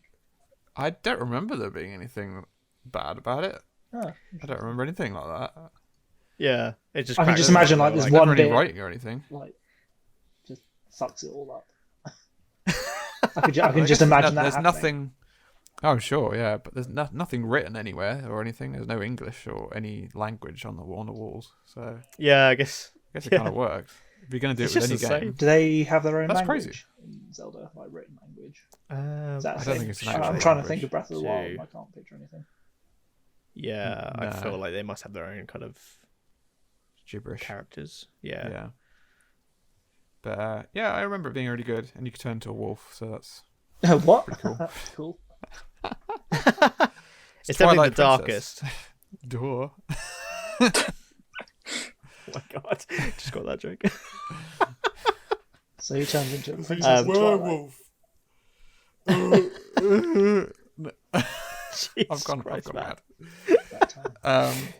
It's certainly the darkest Zelda game, though. It's definitely the darkest one, and how come? I must have been pretty young when that came out. When did that come out? 2006, did you say? 2006, yeah. So I was 13 when I played that. Maybe that's why it's so strange. Why is it so dark compared to the rest? It's just got a lot more. She get murdered instead of like getting subjects. kidnapped. Well, it's got a weird like demonic. You've got like a sidekick. It's like a demonic person, and you've got like, the Twilight realm, which is like hell, basically. It's just like the medium. It is kind of like the medium, yeah. It basically is. Yeah. The sidekick is basically the medium. Okay. Yeah, what's the sidekick? Midna, isn't it? I think. Yeah. Midna, yeah. Because I've played like bits here and there of Twilight Princess. So I've never done a full playthrough. Is Midna quite a interesting sidekick? Or... Yeah, I mean, she's got an interesting storyline, definitely. Yeah. I can't remember what it is. But it's interesting. I remember it being interesting. It's good. Like, she's a good sidekick, and like, I think you can use her powers to like help with puzzles and whatnot. So it's quite. It is a good game, but not a good Zelda game, I would say. Yeah. Did you play the HD remaster of this on the Wii U? No, I didn't. No, I don't. I got that. No, I only wanted Wind Waker. I love Wind Waker. But isn't the next one? Is the next one Skyward Sword? No, so we can kind of semi-skip over the next two. So you've got Phantom Hourglass came out in 2007. Oh yeah. Spirit Track came out in 2009. And those are direct sequels to Wind Waker, aren't they? Yeah, I believe they've got that kind of same art style. And then Skyward Sword was 2011. Right. Okay. And this was like because this is the one where they really doubled down on like the motion controls, isn't it? Yeah, it's also got. I feel like it's got a lot more elements that you find in Breath of the Wild as well, because it's got like a stamina bar and you can climb walls and stuff like you would in Breath of the Wild. I don't. Oh crap! Yeah, I haven't played this one at all. Like, no, I haven't. But I watched a bit of footage the other day. I was like, oh my god, this looks really similar to Breath of the Wild. When did this come out? Because I don't remember this one at all. I don't remember. 2011. So we'd have just been going to uni. Oh, yeah, probably why I wouldn't have played it. Yeah, I think you had to get like a new Wiimote for it, like the Wii Motion Plus or something, wasn't it? Was that like the one that had the dongle at the bottom? A longer remote. Yeah, yeah. A longer dongle. Longer dongle. That ridiculous silicon case to keep it all in. Oh, that's hideous, isn't it? Why did they have that? I like it. I think it looks cool. Yeah, I guess it helps if you throw it at your TV. Yeah, I can't tell if Mark is being dirty there intentionally or not. Now you've pointed that out. Mark. How dare you? A vulgar boy. It was the yeah. No. I was going to take it there, but I stopped myself. I think you've got to now. Now you said it. No, it was like it was referred to as like the Wii Mote condom. Right. It is. It basically is though. Yeah. Yeah, that's fine. There's nothing wrong with that. Safe sex, guys. Safe sex with your Wiimote. Oh no. Jesus. Right, that's not making it. That's someone sing a copyright song. That's staying in. I'm gonna keep talking, so you have to keep it in. That's staying in, like the Wiimote in Matt's. No. Oh no, that's the Wiimote in Matt's cat. It's worse and worse, man. We only keep it if you say something of substance, but you haven't, so we're fine. We can cut it. No. What can I say of substance? Metal Gear Solid 3 had we'll just cut it where we start substance. saying the dodgy bit. Okay, yeah. But no, Skyward Sword. Has anyone played this game? No. I would like to though. I want them to port this. They did This weirdly didn't have a HD remaster on the Wii U. No. Which is odd because they did it with Twilight Princess and Wind Waker. Yeah. I always mistake this one for being the Wii U Zelda game, but it is. I know. Yeah, that's why I thought I wouldn't have played it, but no, it's just a weird release. Yeah. Yeah. And then 2013, we had A Link Between Worlds came out on 3DS. Yes. And this one is essentially, it's the same area. Well, actually, it's exactly the same as Link to the Past. Yeah. In terms of dungeons and everything. The only thing that's different is the insides of the dungeons are different. And you're not in Hyrule, you're in Lowrule. Is that? Are you joking? Is that joke? No. And the princess no. The princess is called Hilda. Oh my god. God's sake, what? Did they just like buy a rip-off game and then go, "Yeah, we made this"? Hilda. It sounds crap. Zelda sounds like magical and like it fits in a fantasy world. Hilda just sounds like someone's fucking Like an old aunt. granny. She sounds like a German milk farmer. Hilda. My name is Hilda. You want some As music? much as that sounds completely ridiculous, the soundtrack is just as stunning as Link to the Past, if not better. And you can switch between 3D and 2D because the pretense is that you've got this baddie going around called Yuga who's trying to turn the Seven Sages from Ocarina Sorry, of what's Time. his name? Yugi. What, Yuga? You've activated my tracker. I'll send you to the Shadow Realm. But he's changing the sages into like portraits, so he's making them 2D. Oh, okay. The main Like mechanic in of Mario 64. The portraits. All right. Well, I was gonna say this is a mechanic that they then put into again Mario Odyssey with like the 2D parts. It's almost like it's Nintendo. Oh my god! And they And reuse the Miyamoto. content. And then we can kind of brush over the next one. So 2015 Triforce Heroes came out. Don't think what anyone is that? bothered with that one. I've What not is that? played any of the Triforce ones, if I'm honest, so I have nothing to say on them. Is that They like kinda Soul sound- Calibur? They sound Not like Soul they're gonna be Calibur. crap. What's the other one? Dynasty Warriors. I Dynasty think Warriors. it's like the Yeah. ones you can play. I like- think you can play in multiplayer together. And then It after wasn't that Soul Calibur. came out Breath of the Wild 2017. Oh, I've The played this best one. game. Yay! Yeah, you got that Addison, I can have some Addison, input. Talk. So Talk, this, my man. this is probably one of my favorite games ever. Yeah, it's alright, isn't it? It's pretty good. Yeah. It's Majora's Mask made me want to play this. So I mean, that's pretty Yeah, good. you're like want to get to the good stuff. I want to get to the good stuff. Yeah. So Addy, you've been playing this for the last week or so, and you've been playing it a bit different. Yeah, so I've The been retro. playing on Master Mode because I completed it when it first came out. Nice. Yeah. But I really wanted to replay it, and decided to get on this, and it is balls hard in places and super easy in other ones where you wouldn't expect. Oh right. All okay. right. So I've Oh, found okay. the general minions and stuff like that. Hobgoblins? They're hobgoblins. Spider-Man. Bow Bow goblins or goblins. something. Yeah. Yeah. Those, when they like swarm you, are just near impossible to fight to begin with until you get some Wow. way better weapons. But Hmm. the Okay. boss fights, I'm not sure if they've even changed them, Ah, aside okay. from the fact So- that they do gain health like all the other enemies. So the bosses Oh, I haven't okay, found right. too bad so far, because I've done 3 of the Divine Beasts, and they've been mostly fine once I've got onto them. Yeah, I was quite impressed to hear you say that you've done like 3 Oh, of thank the you. Divine Beasts. Impressive. He's a real gamer. You're divine yourself. I'll take that. But yeah, because I played a bit of this and I think I just about got off the plateau at the start in master mode. That is. The tip I can give you is run away. Avoid, yeah. Just avoid don't as even much as bother, possible. because there's just Yeah. you can't fight them at that level. No, definitely not. Yeah, I might give it another go. I think it's definitely worth pushing I through. didn't do that. I decided against that. I was like, nah, You played normal play mode. it normally. Yeah. I do kind of want to. I almost want to play it normally as well, just so I can kind of breeze by Yeah. it a little bit easier.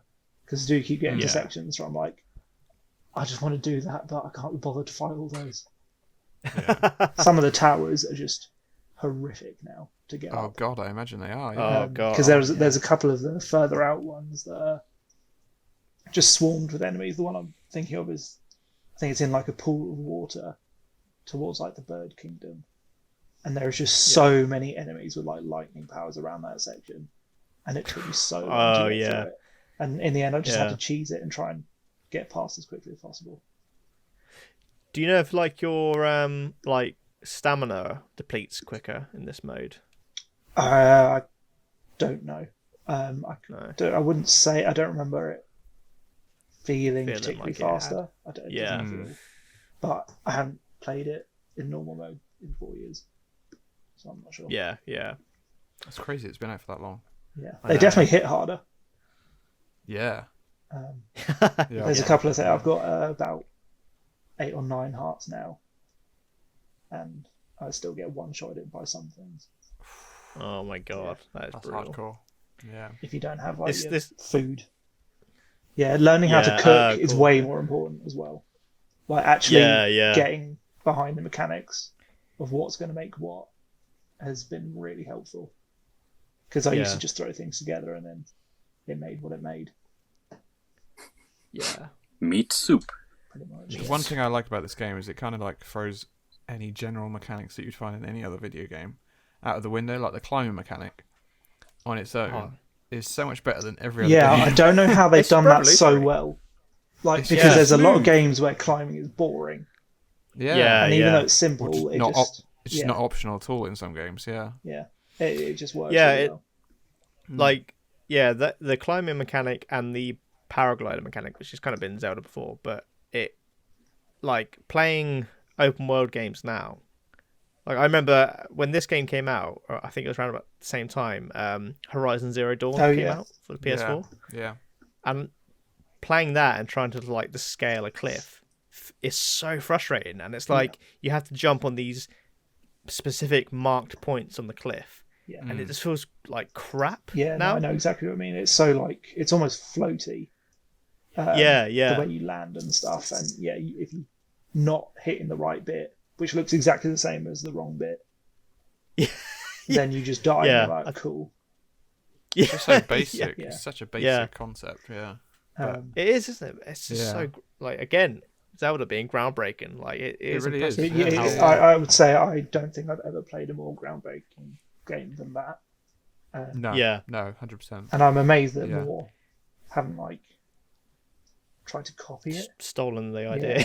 Well, they kind of have. There's a few copies that have come out recently, actually. Yeah, because there was that. Ubisoft had just released one. Phoenix Rising. That sounds like crap. Even the title sounds rubbish. Phoenix Rising. I might give it a go, but Mortals. Phoenix Rising. That's it. Yeah. I hate any game title that has like Immortals or Phoenix, and I'm like, no, I'm not going to play it. Or Rising. No, I'm joking. Metal Gear Rising. I don't know. That's alright. I don't actually know which one that is. I just know it's a thing. That's still like the ninja one. That's pretty good. Yeah. So we were speaking before about this kind of the Metacritic giving Ocarina of Time the best rating it's ever been given. Yeah. This very nearly did. It sat at 99 as well when it came out in 2017. And YouTuber Jim Sterling gave it a 7 out of 10, which made it drop from 99 to 97. Well, he is just wrong. And when he did that, he received hundreds of death threats. Really? I can imagine. And I think that's where I was a bit worried to talk about the 35th anniversary, because I know some people are so invested in it. And even if you've got one negative thing to say. Fandoms of these things are very, very involved, and I don't know why they get so irate about these things. Especially like with Cyberpunk lately. It's got so much hatred for it because they released it early, because everyone wanted it to release early. And they said it wasn't ready. So we'll release it anyway, you guys really want it, so we'll release it. Oh no, it's buggy, what a surprise. You know, the fandom is very toxic in these communities. Yeah. They just have lots of hatred for stupid things. Again, like the whole, people really hating the art style of Wind Waker because it's too immature. I'm just like, I get it, like, just get over it. Like, it is a game meant for kids, Yeah. And like, that's what I love about Zelda, is that it can have diverse art styles. That's kind of what makes it great. Like, it just like, when it does go serious, like I'd say Breath of the Wild is pretty serious. Yeah, it's very cartoony though. But yeah. Cell shaded. I don't know if it's cell shaded, but it's not. It is. I think it is. It's not got black lines around everything. Doesn't mean it's not cell shaded. We're not gonna, no. Yeah. Right. It does. Anyway. But yeah, Breath of the Wild, like, it weirdly enough, it took me a little while to... I can hear the tapping on the keyboard. Is it cell shaded? Oh my god. No. It is. The thing with Breath of the Wild as well, it kind of gives you all the tools, doesn't it, to start with? Because I know there's people that speedrun it and can complete it in like half an hour. I love that about you'd want to, though. How free it is.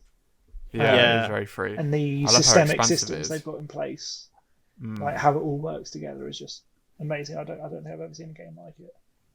No. It's so expansive. There's just so much to do in it. Yeah. And the world is so interesting. It looks incredible as well, I think, for a Nintendo Switch game. It looks phenomenal. It was on the Wii U as well, actually. Yeah. Yeah. What I love about Breath of the Wild as well is that it kind of really shook things up for Zelda. Whilst also like honoring traditional Zelda things. Like I love how like, you know, the temples became what they call in Breath of the Wild. Shrines, that's it. Yeah. And you kind of had like the bosses, which are kind of more like temples, but just the shrine mechanic, it's just great. Yeah, like, and there's so many. These little. Yeah. Yeah, because I was never interested in Zelda particularly before I No. saw trailers for this game, and I was like, "Oh, yeah, that looks fucking good." Yeah. It's taken a lot of elements from other Zelda games, which is quite interesting. Like say Wind Waker, you'd have to pinpoint on a map where you need to go. Yeah. Similar to this, where you have to kind of like you have to look around physically to find what you actually need to look for. Like the first objective on the plateau is you need to get to a high point and find all the shrines on that plateau. And you have to physically do that. You can't just look at your map and it's on there. I think that's quite phenomenal because a lot of games just handhold you, and it's just boring now. All these games do it. It's just boring. Yeah. That's what I love. Like the world is so well designed that you can, you know, like if there's something that you know a destination you have to get to, you can like look at something in the distance and think, I think that's where I need to go, and it doesn't necessarily be like, you know, here you go, here's the place. Like it's just awesome. Like it's such a well-designed world. It's part of the adventure, 100%. Yeah. Actually, I feel like you're much more involved in the adventure than you would be in a game like Skyrim, which would just give you waypoints. Yeah, exactly. So it's done an incredible job of kind of paying respect to its previous games. Yeah. Given a lot to the fans, but it's also brand new people to the series who thoroughly enjoy it as well. Yeah, definitely. Hey, that's me. One thing I think is like really bold with this game is like how they pulled back on the music. Nearly. Oh, nearly. Teasing you. Zelda, as I was saying earlier, it's known for its music. It's like epic music, and it has so many like of the greatest hits from game and music in general. All the greatest hits from Zelda. Time for the ads. Whereas this, like, such classics as yeah, that's my favorite one. But it like the music in this is very like, there's bits of music, but it's very like subtle, but it completely fits that world of being out in the 100%. Wild. Yeah. And it's just like if they would have gone for blaring, you know, it just wouldn't have fitted that world at all, I don't think. A lot of love has gone into that game, which you don't get with a lot of games, especially nowadays. In the last few years, some games have just been crap. I think it was everyone, speaking of early releases and stuff, or releasing a game too early, isn't it literally Miyamoto who said that the classic line that I can't remember? No, it's something like a delayed game is eventually great, an early release is always forever bad, or something like that. Yeah. I mean, I think they delayed this game about a few times. They probably did. Yeah, I mean, it's shown itself this year. Definitely. Yeah. There's another game. There was another game recently that came out and it was rubbish. What was it? I can't remember. And No Man's Sky was a big one, wasn't it? It happens more and more, sadly. It's happening really, really frequently, especially this last year, because I guess of COVID, a lot of things are probably not as fluid as they were. No. But it keeps happening with games, and it's actually like it's just so disappointing. You're kind of reluctant to buy a new game. That's why I never do. Yeah, I mean, I think the good thing about Nintendo is they kind of don't release games like that. Generally, they kind of with Nintendo, their games are always fully finished when they're released. Yeah. I think pretty much. I'm trying to think of an example. Because even like you got Mario this week. I mean, that's with Bowser's Fury. That's a whole new thing. Yeah, and it's awesome as well. Yeah, that's a fully fledged game. There's no bug fixing on that really. No, probably a couple because they probably missed a few, but I think I haven't run into any bugs with my playthrough yet. I think Nintendo is an interesting one because they're so heavy with the first party properties. Sony to the same point, but they're still kind of going through third party studios. I think it makes a big difference for the quality of those games because if you do go outside of the mainline Nintendo games, it does get a bit worse. Yeah, you definitely. I think we mentioned in a previous episode that you definitely buy a Nintendo console for their first party games. And exclusives. I think I said. You just kind of wish I said on one of the podcasts. The only games I have on the Nintendo Switch are Nintendo games. Yeah. I'm pretty sure Animal Crossing is a Nintendo game, isn't it? Yeah. That's one of their properties. Yeah. And it's in Mario Kart. So it must be. it is. Yeah. I think we should now look at the kind of expectations of what we think is going to be released. So we've talked quite a bit about the Mario games that have come out. Yeah. And kind of that's their 35th anniversary. What do you expect from some Zelda? Are they going to release kind of similar thing? Are we going to get a triple pack? Are we going to get a brand new game? I have theories. I have theories. They've got to do it, right? I think they're going to do. Okay, yeah. We're on the edge of our seats. So I have a feeling they're going to do a kind of All-Stars collection, and I think it's going to be Ocarina, Twilight, and Skyward Sword. If they follow the same format as they did with Mario, like each kind of Why those three? Because I think they're going to do a separate Wind Waker kind of trilogy pack with kind of with those three, the Phantom Hourglass and Spirit tracks. I think they're going to bundle those together.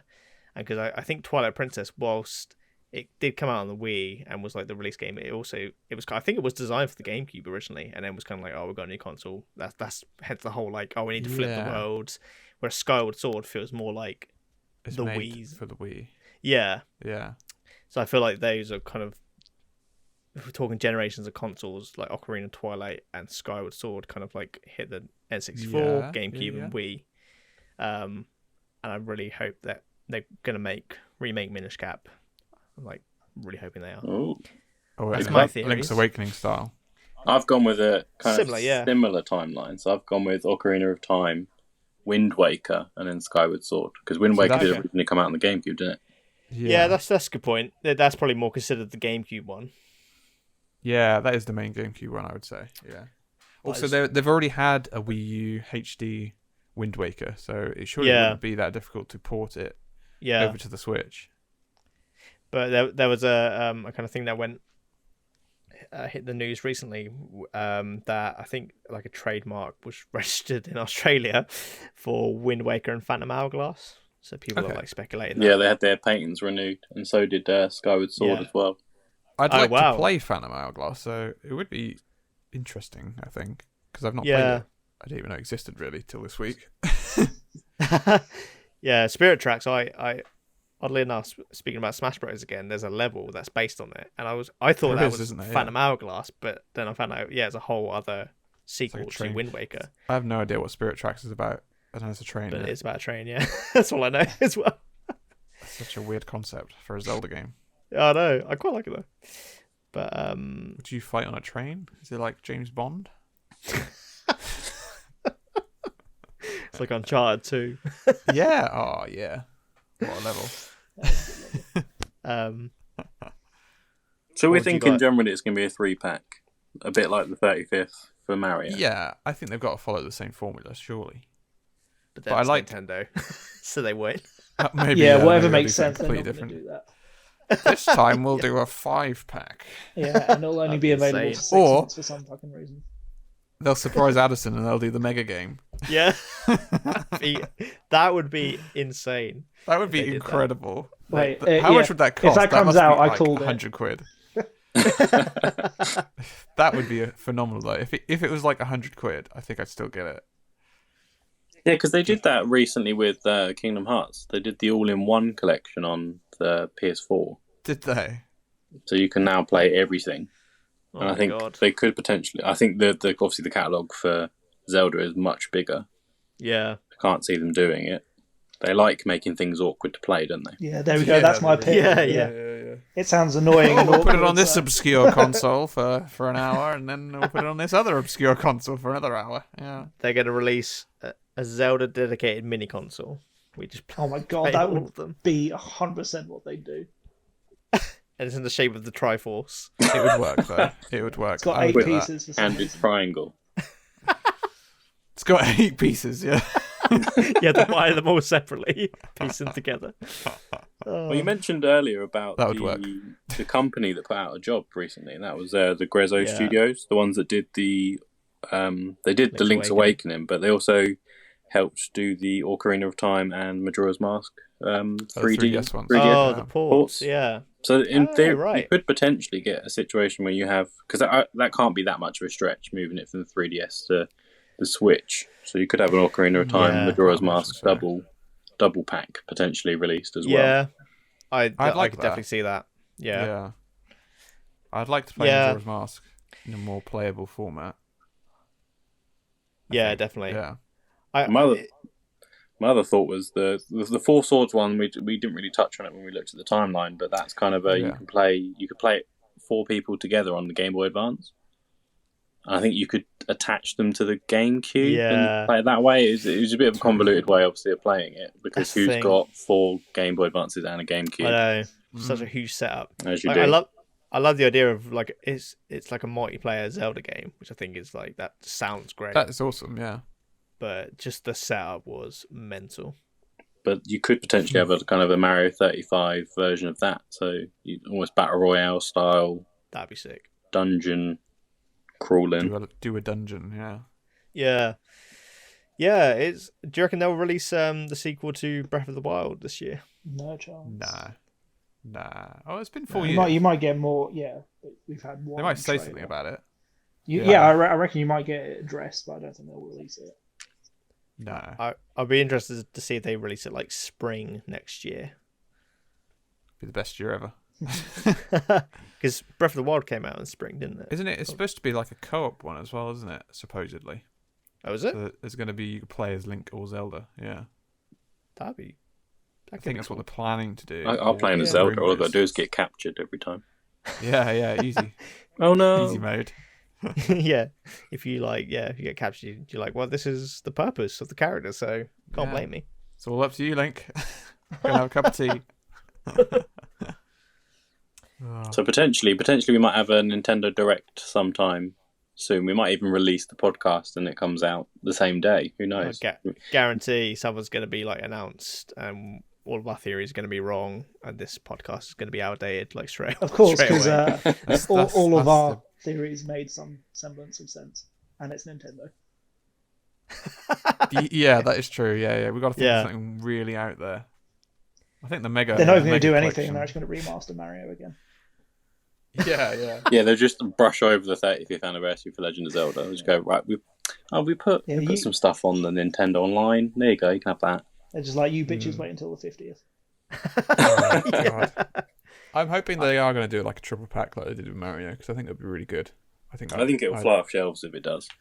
Oh, yeah. It will, definitely 100%. would, Yeah. No, they'll do a limited release as well. I don't get this limited thing. It's so It's so weird. stupid. I still need to buy it. Isn't it? I definitely bought the Dude, you're running out of physical time. Mario 3D one. I'm pretty sure second-hand shops have got an abundance Hundreds. of them, probably. Yeah, probably. There's no shortage of stock. So Or there's a scalper somewhere with 100 in his bedroom, Oh yeah, along with his PS5s. And his graphics cards. yeah. After talking about the Oracle games, though, I would love to see like a remake of those now. Yeah, like I think it'd be they interesting. actually sound great. I'd be up for that. I think they've got the potential, haven't they? Because I think a lot of people are asking for potentially Game Boy, GameCube, and that to go onto the online service that they've got. Yeah, That Game should Boy be definitely. quite an easy. GameCube would be so good. If they just take their virtual console they've got on the 3DS, they don't have to do anything. They just move over to the Switch. Do you Just reckon, there. do you reckon GameCube that's games why on they 3DS. haven't put it up yet? Because of the console things they do. Yeah, I suppose that's the thing, isn't it? They want to squeeze as much cash out of us as possible. Oh yeah, they're all for that. 100%. Yeah. That was never in question. Well, that's the thing though with Nintendo, because there's so many things that they could have done already to make so much money, but they like just don't. They don't. No, they don't. Like things like like remaking Ocarina of Time would be insane. It would, but they just fly never off done the it. shelves, man. Yeah, like. But they remade the first Pokemon. That was a good move. So they've remade that like 3 times, haven't they? I think so. Yeah, there's the. But Let's Go Red. was like a proper remake on there. But they had yeah, I guess Leaf Green and those ones as well. Yeah, those are so good. We'll save that for the Pokemon anniversary. There is a Pokemon anniversary this year, isn't there? I think there's one every year. 2 weeks. Damn. I play so much. So, Addison, you're talking about Pokemon next time. Yeah, good. When's the anniversary? 2 weeks time. 2 weeks time. Do I have to? That's definitely our next topic then. Yeah. I can't be asked to play Pokemon. Well, watch the TV series. I can't possibly. Oh yeah, you could watch a TV series. When I've just finished watching all of them. I'm not gonna lie. Did he? Oh, 80 episodes. Oh I my remember God. the sad one with Charmander and his tail in the rain. Or the one when I did rewatch the first film like 2 years ago. Kind of fucking sad. Yeah. I'm just going Ethan. friendship, I think, at this point. I'm fucking done with it. Fuck, man. I fucking love that film so much. I still cry. I still cry at that film. Like, Mewtwo's line is probably the most philosophical shit I've ever heard in a film. I think you might need to get a bit of a grip. Is it when he's like, I see now that... I don't know. I can't remember quite the line. Good quote. Good quote. I see you now, and then he just flies off. See you now. Bye. I'm just going to say whatever in the section because it's getting cut anyway. I see now that the circumstances of one's birth is irrelevant. It is what you do with the gift of life that determines who you are. There you go. You just made that up. That was well good. Yeah, I just made that up. Yeah. So philosophical. I Anyway, cannot make something like that up. I'm not that eloquent. back to Zelda. We've transitioned to the Pokemon podcast already. It's so weird. What were we even talking about? I can't remember. So, Matt, did it end up being cel shaded? Yes. And that's the Tepid take. No big Zelda releases from the Nintendo Direct on the 17th of February, so I guess we will see if a Zelda release will be coming or it will just pass us by. I guess your predictions are as good as ours. Thank you very much for listening to episode 3. Now go and give that subscribe button a